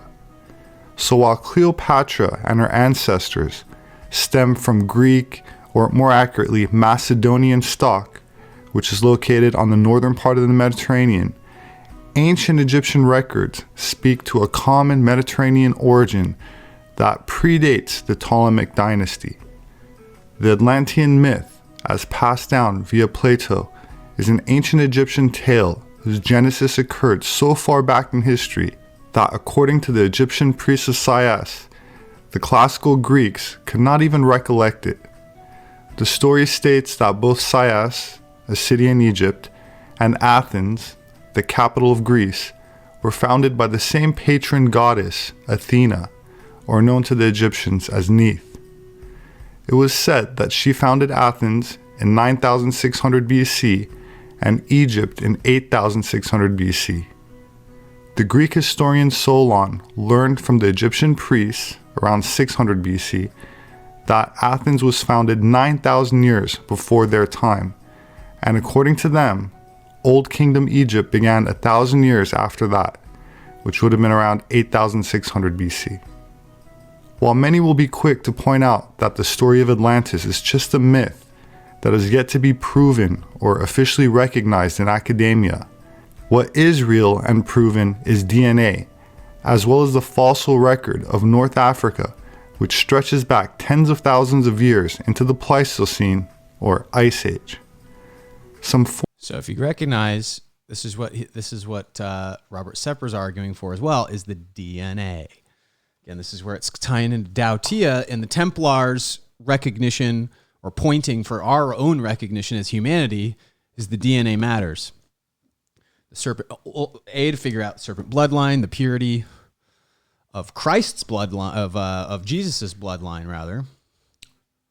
But part of the equation to awaken Christ in ourselves is the DNA and our ancient past as it relates to some sort of admixture.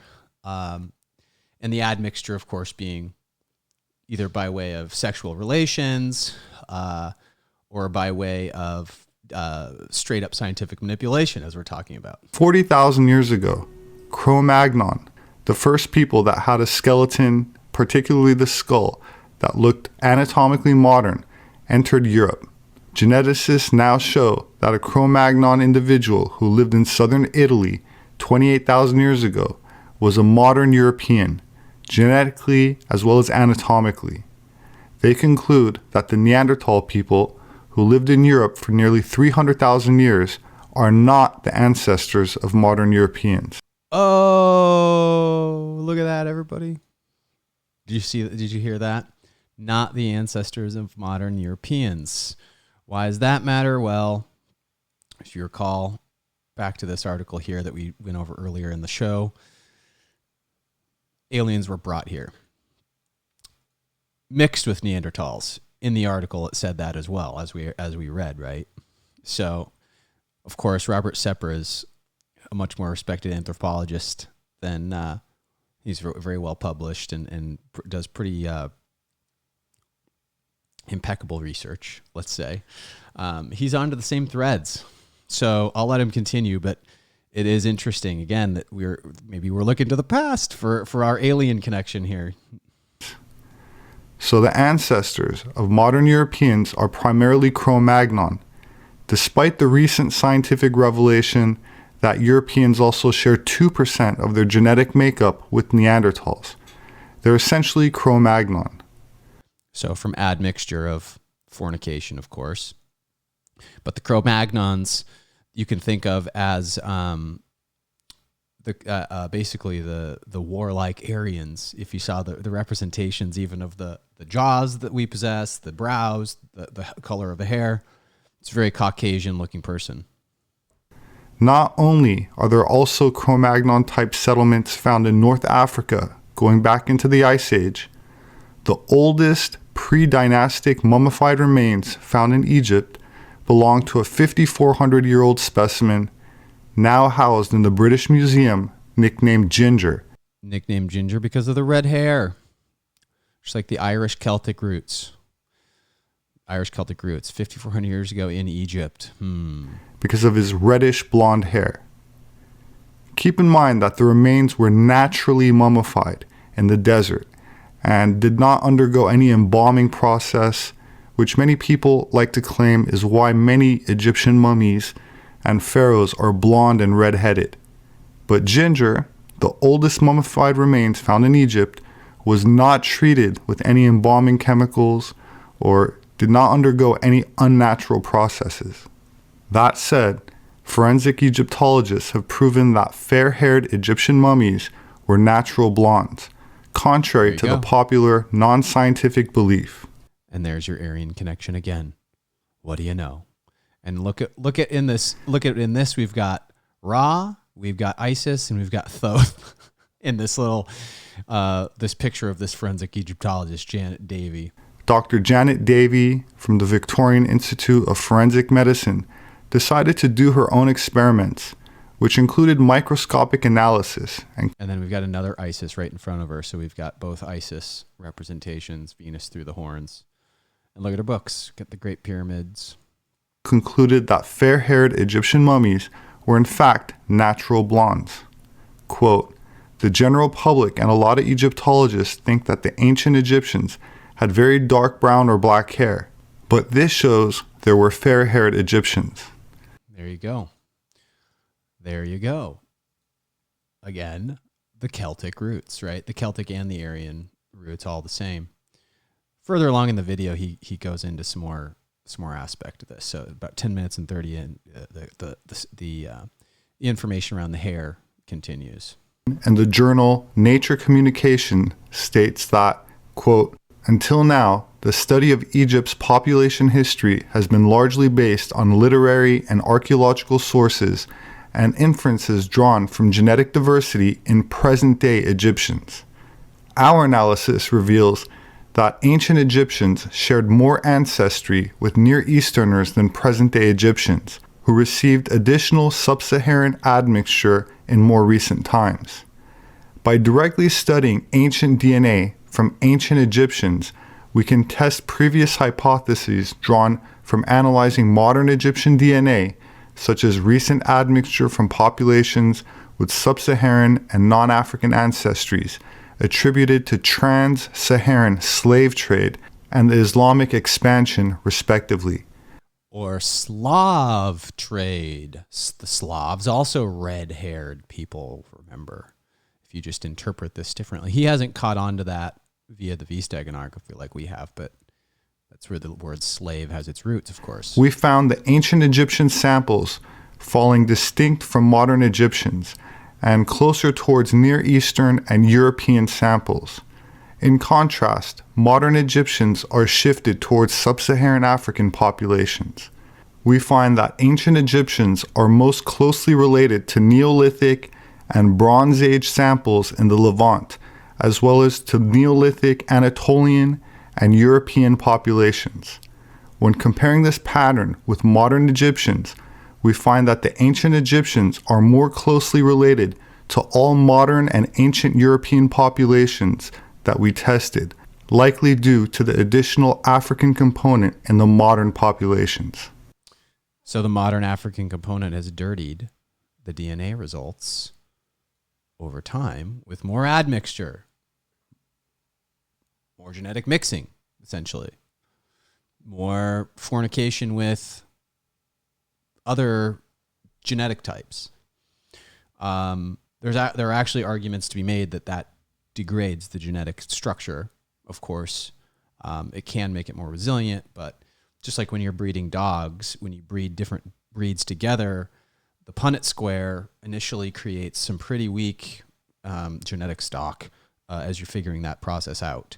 This is how selective breeding works. It inflicts mutations. This is how you get different genetic expressions, blah, blah, blah, blah, blah. People kind of know this at a base level. But from this perspective, we see that there is too much Neanderthal and African component, even in the broader population now, for us to look in a pure sense at where we came from. Could have something to do with the amnesia, because we have too much mixed up in there in our genetic memory, as it were. But Robert Sepper continues on with our speculations too, as it relates to, again, looking into the invasion of the aliens. Are we already here? Did this invasion already happen a few million years ago, and we are the result of that invasion? And that's the whole meme. Again, that's kind of the camp I belong to. And I think people like Robert probably belong to this camp as well. Here's how we kind of can pick this apart as it relates to the fall. Remember the Watchers, the fall, the something of an event in between now and the fall of Atlantis, pretty recently in our past, where we can look back to. Well, he kind of speaks to some of this as well as it relates to ape ancestor that walked on all fours like gorillas and other great apes. So it was not a hominin and was therefore not an early human ancestor. So while... Oh yeah, and he's talking about other creatures, of course, that existed before the admixture started. Again, suggesting that there was something here before the Aryans landed. Mainstream anthropology, once again, bites the dust. Modern genomics seems to validate the ancient Egyptian, Greek, Hindu, and other mythologies, including the Bible, that all speak to a hybridization that took place in antiquity as a more viable explanation for how humanity came to be. Stories about gods or sons of God mating or interbreeding with mortals and having offspring, which then repopulate the earth following times of periodic global cataclysm. In the distant past, the Atlanteans, the fourth root race of creation, had split into pure and bestial species. After many thousands of years, the pure race, the Aryan godmen of the fifth root race, had interbred with the beasts. The result was catastrophic decline and the near loss of the Aryan psychic powers. The term root race and the near loss of the Aryan psychic powers. How do we get those back? Awakening the serpent, awakening the goddess. They lost connection because they were basically too Aryan for their own good to exist on Earth, right? That's the whole fall of Atlantis, the angels. You know, we needn't like bother ourselves with it here. Again, it's like, where do we go from here? Where do we go from here? Where's the connection to our past, so we can kind of root ourselves there, right? Race was coined by Helena Blavatsky in her book The Secret Doctrine, published in 1888. In it, she describes various epochs of time, or ages, similar to the ages of... And you guys see the symbolism of the swastika up here with this particular... This is something that is put together, I think, just by an artist. But you see Om coming from the crown chakra, the spinning wheel coming in to manifest the materium, the serpent, the Ouroboros, serpent eating his tail, of course, existing in balance in this realm, a Merkaba at the heart of it, and the Ankh being the energetic flow that persists God's energy into our structure, right? Pretty cool little graphic here. There is no religion higher than truth, being what it says there. Of man of the ancient Greeks described by Hesiod, or the 5 suns described by the Maya civilization, where each age ends in some sort of cataclysm and the survivors repopulate the earth and reestablish civilization. We also have these cyclical ages in Hindu philosophy called yugas, and in the Bible we have a story of Noah and the Great Flood, with his offspring surviving on a boat. And of course, there's the Egyptian story of Atlantis, which was passed down to Plato via Solon. So it's a common universal theme. And in the context of Blavatsky's work, the Atlanteans were the 4th root race, and the Aryans were the 5th root race. Of course, the terminology being that all were Aryans, but we're thinking, Nazis being the current 5th root race. To put it in an anthropological term, Cro-Magnon would be the Atlanteans, as they were the first fully modern, anatomically correct human, meaning they had a larger cranial capacity than today's average. And it wasn't just about size of the skull, it was also the shape, as Neanderthal also had a high cubic centimeter cranial volume, but it was shaped differently. It was elongated. Only Cro-Magnon had a round skull, like we have, with a forehead and a chin, like we have, with no brow ridge or no big bulging, protruding eyebrow bone. And Cro-Magnon had an advanced toolkit and everything we attribute to advanced modern human. The 5th root race she called Aryan, and that would mean all of present-day humanity, to various degrees, as we're all also mixed with other archaic hominins. Archaic means old or primitive, and to an anthropologist that includes everything except Cro-Magnon. So Neanderthal, Denisovan, Homo erectus, and anything else you've heard of would all be considered archaic. And we're all mixed with these various species, but we're also all descended from Cro-Magnon, which during the Ice Age, in mythology, Blavatsky considered the Atlantean root race, and during the Holocene, she labeled the fifth or Aryan root race. According to Manetho, an Egyptian historian and priest who lived during the 3rd century BC, the total number of years covered by the Egyptian kings list equals roughly 36,000 years, which matches the fossil record for the era of Cro-Magnon. So, the era of Cro-Magnon comes into the equation. This is what in Dao Tia's book she has to say about this. And this is not something that Robert's pointed out yet because he hasn't looked into the Templar side of things like we have. But of course, we're talking about the patricians earlier on. Let me go back and show you guys. We're talking about the patricians, right? We've got a section in here on page 37 of Dao Tia's book, Patriarchy Tried to Restrict the Neanderthal Gene. So here's where the Cro-Magnon Aryan story comes in from the Jedi versus Sith purge perspective. Now that you saw Neanderthal there had a larger cranial structure than Aryans did. Okay, so human societies everywhere on Earth, on page 37. So a dream culture was set up around the minds of people who expand over time and is the missing link to human evolutions. The mind expanded massively with these early red-headed gods with their mushrooms. Remember, this is the psychedelic stuff that Terence McKenna gets into to expand the mind. And this is one of the way I think the Druids initially resonated with the Earth. If you were an Aryan blood type, you come from Mars, the best way to resonate with the Earth is to take part in its implements. And the psychedelic, mushroom experience that the Druids took part in had a part to play in these secret teachings where they would basically connect to the holographic form of the universe beyond the senses. That's what these implements allowed them to do, was to dissolve the senses so they could experience pure, potent power. Okay, so they did these. It looks like those Aryans that broke into a separate faction from the origins of them started resonating with the Earth, letting various spiritual implements be their guides.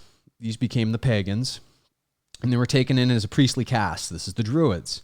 And later, when patriarchy, the patricians, took hold against the plebeians, she's even using the same term, they became the priests of Aaron during the emergence of the Jewish religion. So now she's tying, of course, the Druids into the start of the Jewish religion and all of the Hebraic Kabbalistic texts.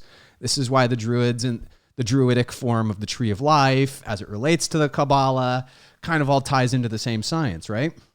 However slowly other species were taking over and imposing restrictions on the knowledge to gain power.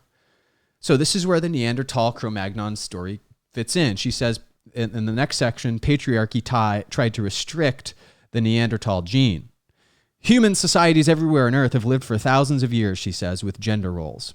In fact, humans have separated tasks between men and women ever since the Stone Age. Men went hunting or warring, while women were gathering, taking care of the children, or sewing clothes with animal skins.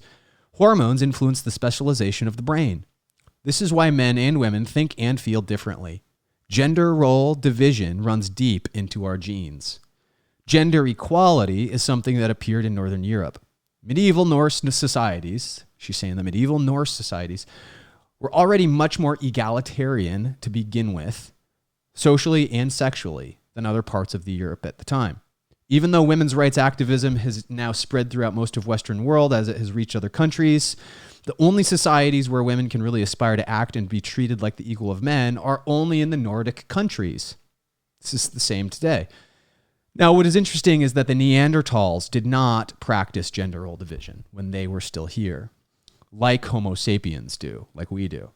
Both men and women in Neanderthal societies would hunt together.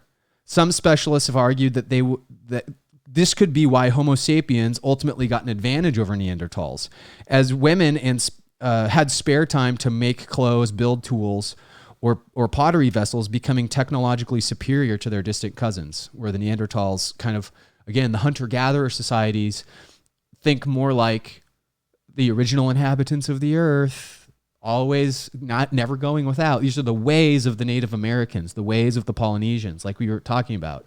Even they are mixed up with their DNA these days, but they still resemble these old Neanderthals closer than we do. So if the gender roles are genetically determined in modern humans, she says, how come that all of our humans in the world, some came to act differently, more like the Neanderthals? Maybe a percentage of the Scandinavians have always behaved this way justly because they inherited the gender equality gene from Neanderthal. It does not mean at all that they are modern Neanderthals, just that they inherited at least this gene through the Punnett square process, right? It only takes one accidental mating with a Neanderthal at one point to spread over their genes through Homo sapien population.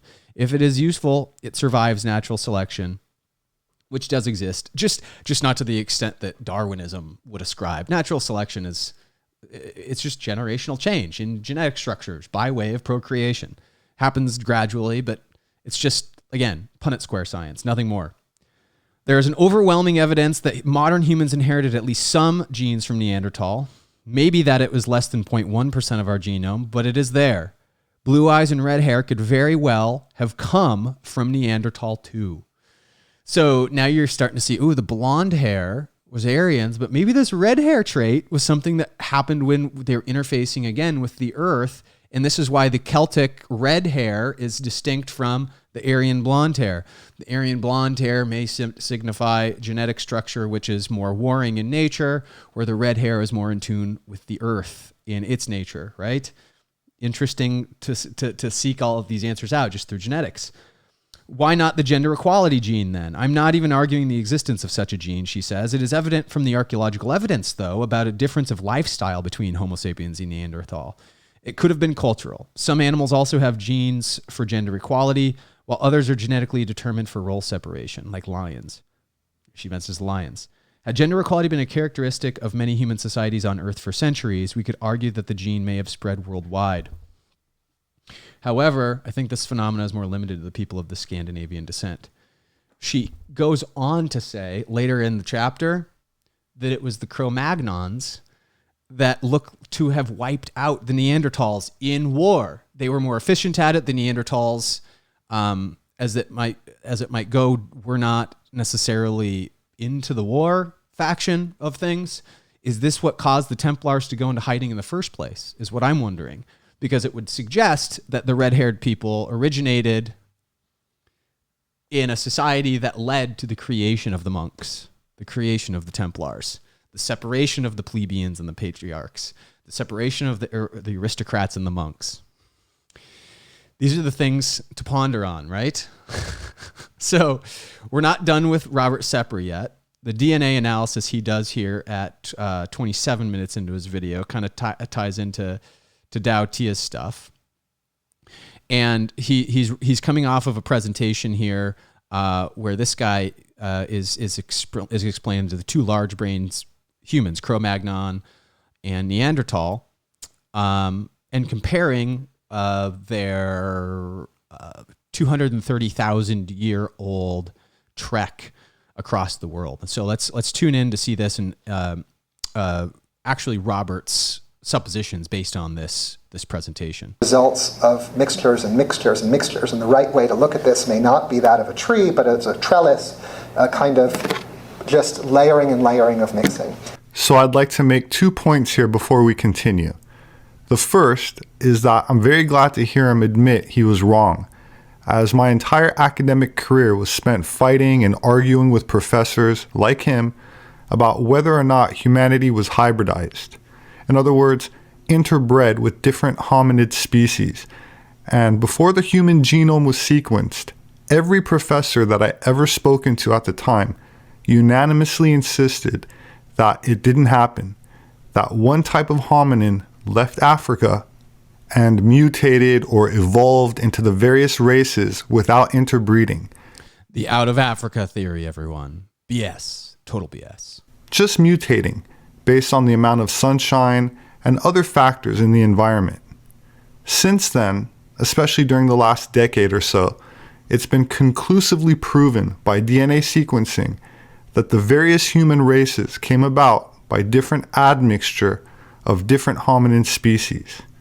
The dominant contribution that we all share is Cro-Magnon. It was a seafaring race that traveled all around the globe. I guess you could call it similar to colonialism, and it interbred wherever it went. Here is both the argument for the Templars doing it.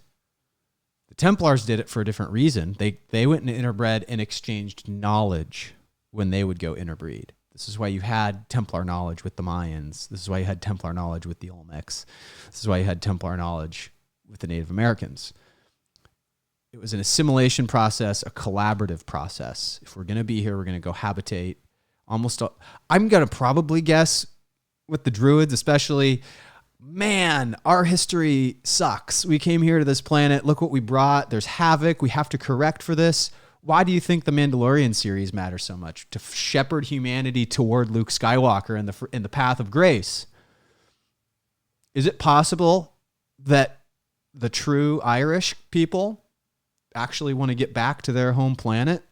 They want to go fix their home planet on Mars? Is that why the Elon Musk Aryan faction wants to get back there too? Is there actually another war that the Jesuits and the Templars, the Sith and the Jedi are fighting to go back to Mandalore, the planet that was scorched, or Mars in our modern context, but only after they've taken care of the race that they messed up so badly by by mixing up with it, causing it to fall from spiritual affinity, losing connection with their psychic abilities, and just generally wreaking havoc on the planet. There's a little bit of like karmic responsibility in there, isn't there? But if they're going to have the technology like they do to zip back and forth, I think it's altogether possible as well. This seafaring race that is spreading itself in one way to help correct for the sins of its past before it can move on. One possibility, right, for the space aliens or bust theme for this next year. Anyhow, moving on from that, there's one more clip on this video where the serpent is talked about, right? We're going to get the serpent symbolism brought into this before we go watch one more clip from or one more video of Robert Seppers and close this thing out. But same anthropologist that he was criticizing a little bit here comes in and he's talking about, look, all of these different Aryan populations. You got Slavic, Baltic, Germanic, Celtic. They all have a common root for the admixture. The Aryan. With regard to an age-old, more than 200-year-old question, which is, how did the languages that we happen to speak in this country come to be? So in 230 years ago, William Jones, a British colonial justice who was serving in present-day Calcutta, in the city of Calcutta, and had been trained in his school days in Latin and Greek, and was a polylingual, was one of these amazing people who knew many languages. He was interested also in the local scriptural languages. And when he studied Sanskrit, he said the following: the Sanskrit language, whatever may be its antiquity, is of a wonderful structure, more perfect than the Greek, more copious than the Latin, and more exquisitely refined than either, yet bearing and even more attenuated than Hebrew. To both of them a stronger affinity, both in the roots of verbs and in the forms of grammar, than could possibly have been produced by accident, so strong indeed that no philologer could examine them all three without believing them to have sprung from some common source which perhaps no longer exists. Yeah, common source like from Mars, right? So this was one of the first articulations of the Indo-European problem. It was not the first, but it was one of the first. And it's the observation that almost all the languages of Europe today, with the exception of Hungarian, Finnish, Estonian, and Basque, and Sami, and as well as Iranian and Northern Indian languages and Armenian, are all very similar, are all stem clearly from the same root.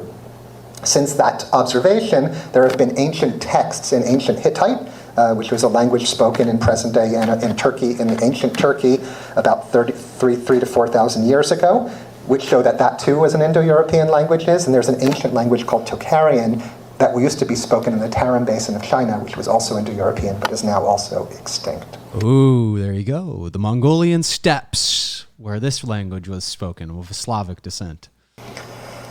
So So there's been two leading hypotheses. So these are, and of course, everybody, these are all of the languages. If you follow back into the research of the Templars, they're significant to the Serpent faction. There's a lot in the linguistic structure this year that I'd like to pick apart too, in other words, and just kind of a preamble to that. So the Sons of Arius, I'm going to play a couple of minutes from this. This ties up things together nicely for us. This is the very next video that Robert did last month. He's speaking a little bit to the lockdowns here at the beginning. But he's got a real good intro that kind of ties up his last video and where we're headed in 2021 with this thing. So I'm going to share this, kind of close out our argument from there. It's an ongoing investigation with the space alien thing. Are we it? Are we going to make contact with us, ourselves, or something different? Have we already made contact?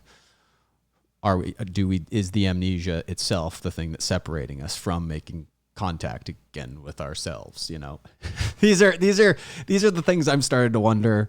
And the steganography itself points to suggesting, right? So let's let Robert talk for a couple more minutes on these Serpent-esque Aryan root topics. And then I'll close the video out, of course, with the astrology reading. California says that it's no longer safe to leave the house and that people should just remain indoors. But they don't call me the world's most dangerous anthropologist for nothing.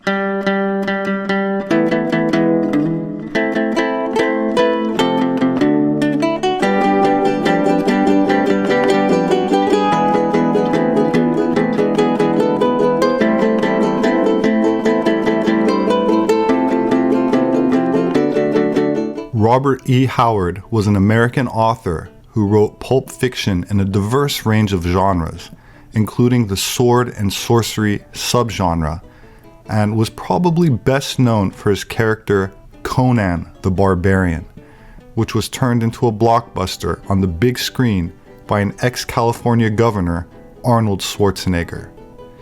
That movie made a big impression on me when I was younger, and I never forgot the opening line, which said, quote, "Know, O Prince, that between the years when the oceans drank Atlantis and the gleaming cities, and the years of the rise of the sons of Arius, there was an age undreamed of, when shining kingdoms lay spread across the world like blue mantles beneath the stars."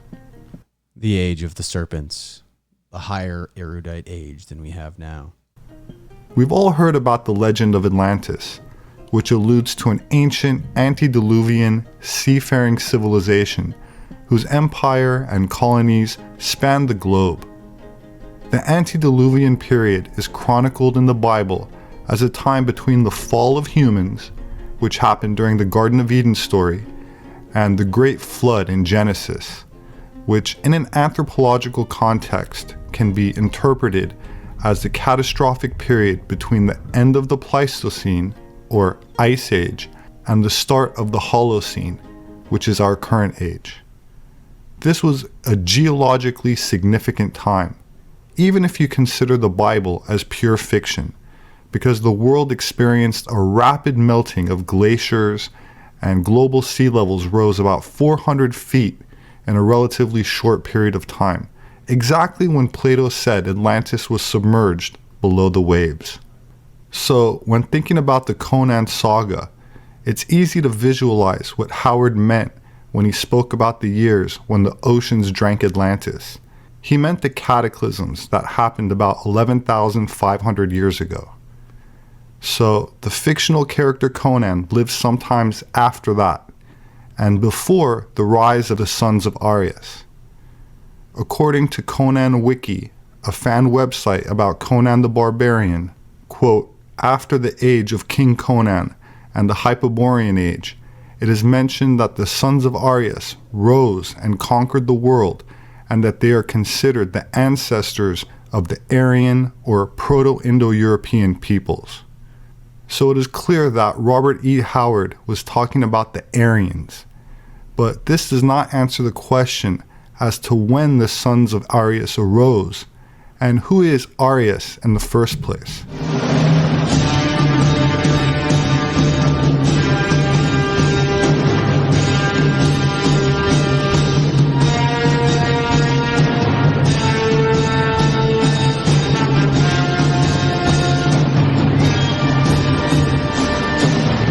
Do you guys see Arius slaying the lion?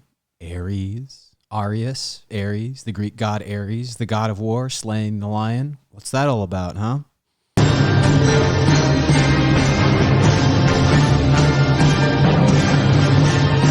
I'll give you a hint. Age of Leo.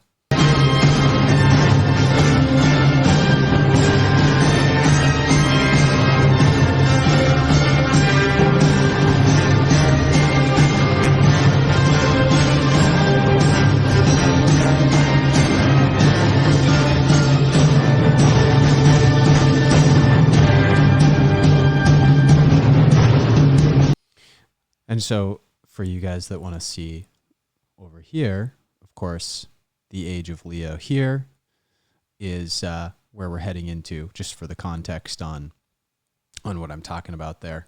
And to me, whenever I see these it's either a constellation war between one of the zodiac energies versus the other, or it's a literal, a suppression using this type of energy. Because Aries, of course, is not even next to the age of Leo in the zodiac, so it is not a simple transition meme.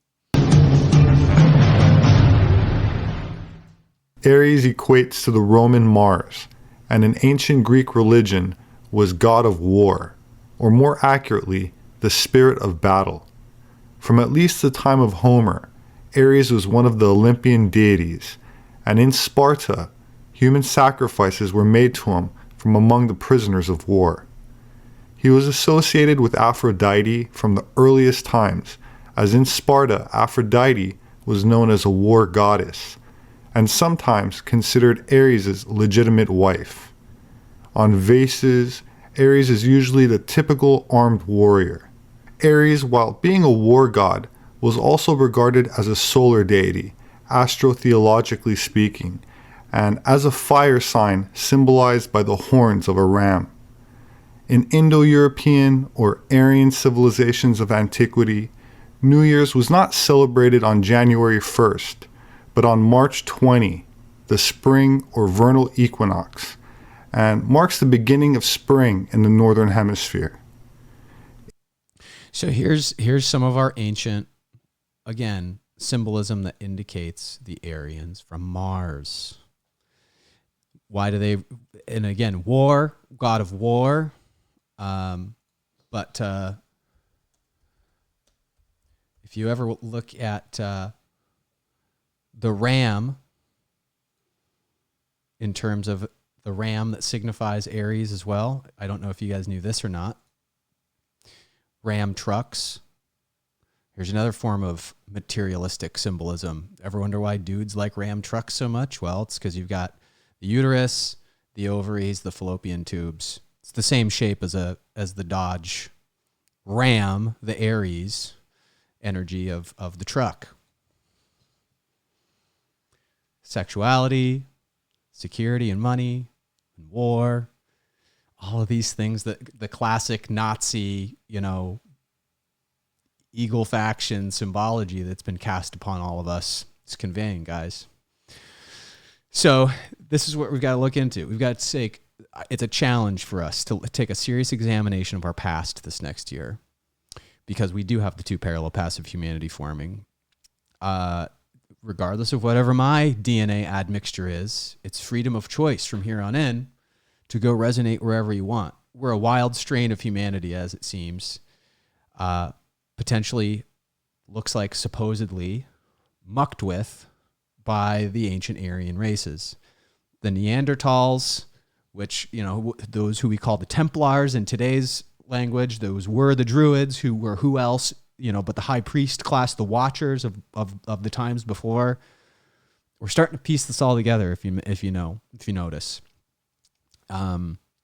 It sure seems like these were the fabled Elohim as well, that came from off planet, brought the moon as the ark.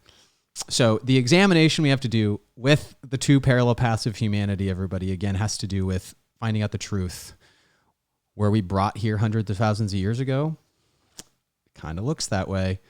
So I'll give you a closeout here with Joni Patry, kind of reaffirming some of our two parallel paths suppositions from the rituals of the reset itself, and what that means for also predicting how the year may start. So I'll let her play from 15 minutes in on her video here, and she's talking about the 2021 year to come, and this will capstone our video here today nicely. But next fall, we've got another outbreak, so don't get too comfortable with everything. Eventually, we have to be patient. We're not going to live like this forever. You have to be patient that things are going to get better, because they really are. But I got to say this about Donald Trump. If you think he's going away, and I've said this before, think again, because looking at his chart, he does become more powerful. He does around the months of March, when Mars goes into Taurus. It's going to go into his 10th house and conjunct his sun while Jupiter is casting a trine to it. It just doesn't even make sense that he's not in power with that kind of aspect. So there is probably going to be two governments. Did you guys hear it? Did you hear it? Well, you heard it from me first, of course. But she's even looking into the astrology that she released as it pertains to the two parallel paths for humanity. What were we saying with the reset ritual? This is exactly what the reset ritual conveys, and she's actually seeing it with the magnetic potential of the astrology signs, especially as it pertains to Donald Trump. The awakening of the lion at the vernal equinox is 2021, the click over for year one for the age of Leo. I wonder if that's actually what this is now. Of course, the thing we were looking for, to the actual click over to the age of Leo, we're in the middle of the gestation of the conception ritual that we talked about. Of course, if you don't know what I'm talking about, you wanna go to this video here on my Patreon, or Theta. You can watch this one, Theta, New Jerusalem and Earth's Hidden Destiny, because it talks about these, again, the two parallel paths. I'll let Joni continue here. Operating at the same time. One thing that I find very interesting about the month of January is the fact that Pluto goes into Capricorn. And Pluto has not been in Capricorn since the beginning of the United States, when the Constitution, 1776, the Declaration of Independence was signed.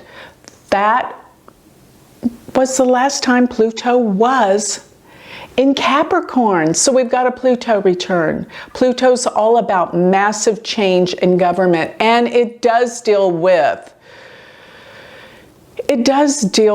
atomic energy. So we have to be careful where this planet's going with that.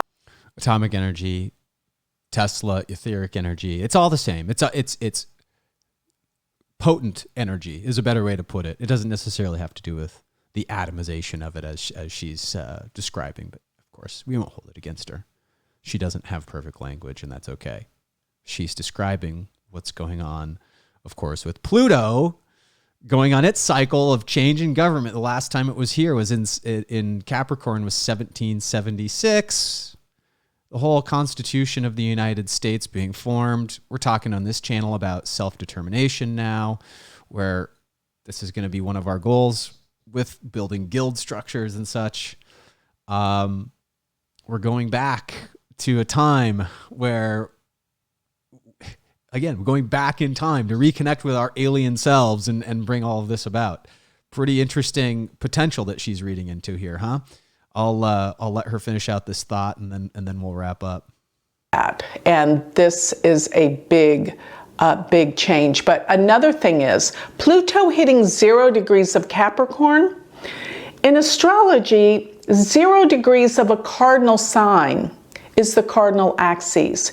And the last time that Pluto hit The cardinal axes, what are the cardinal signs? They're actually the signs where the seasons change, which is Capricorn's it's the time of the darkest night, the winter solstice, and the other time is Cancer, the summer solstice, and the other time is Aries and Libra, which are the equinox times for the spring and the fall. So these are the points of radical change. When a planet, especially a planet as slow moving as Pluto, marks that axis of 0 degrees of a cardinal sign, this is the time of the biggest change.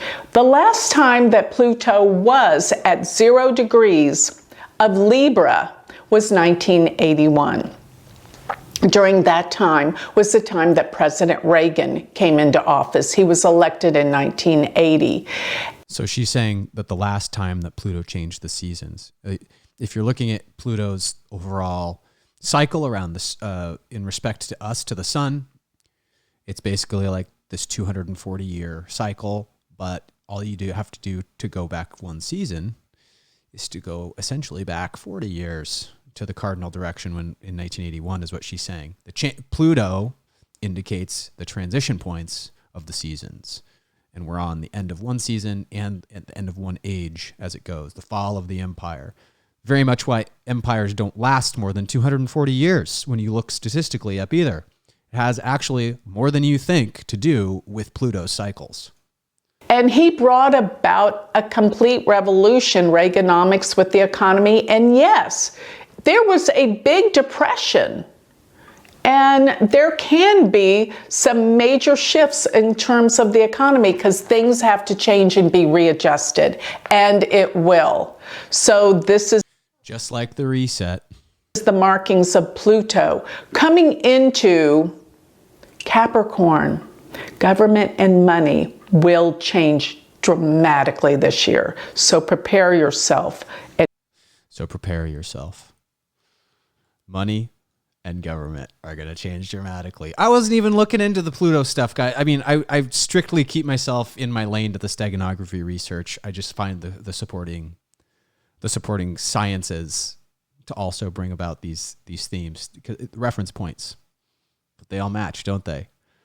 So again, thanks guys for coming and showing up here in Theta. I've now bled into the time I intended to start my crypto podcast. So I'm going to end this one here and then chat with you guys there in Theta for a second to figure out a game plan for starting that one, because I do need a little bit of a break. But thanks for tuning in.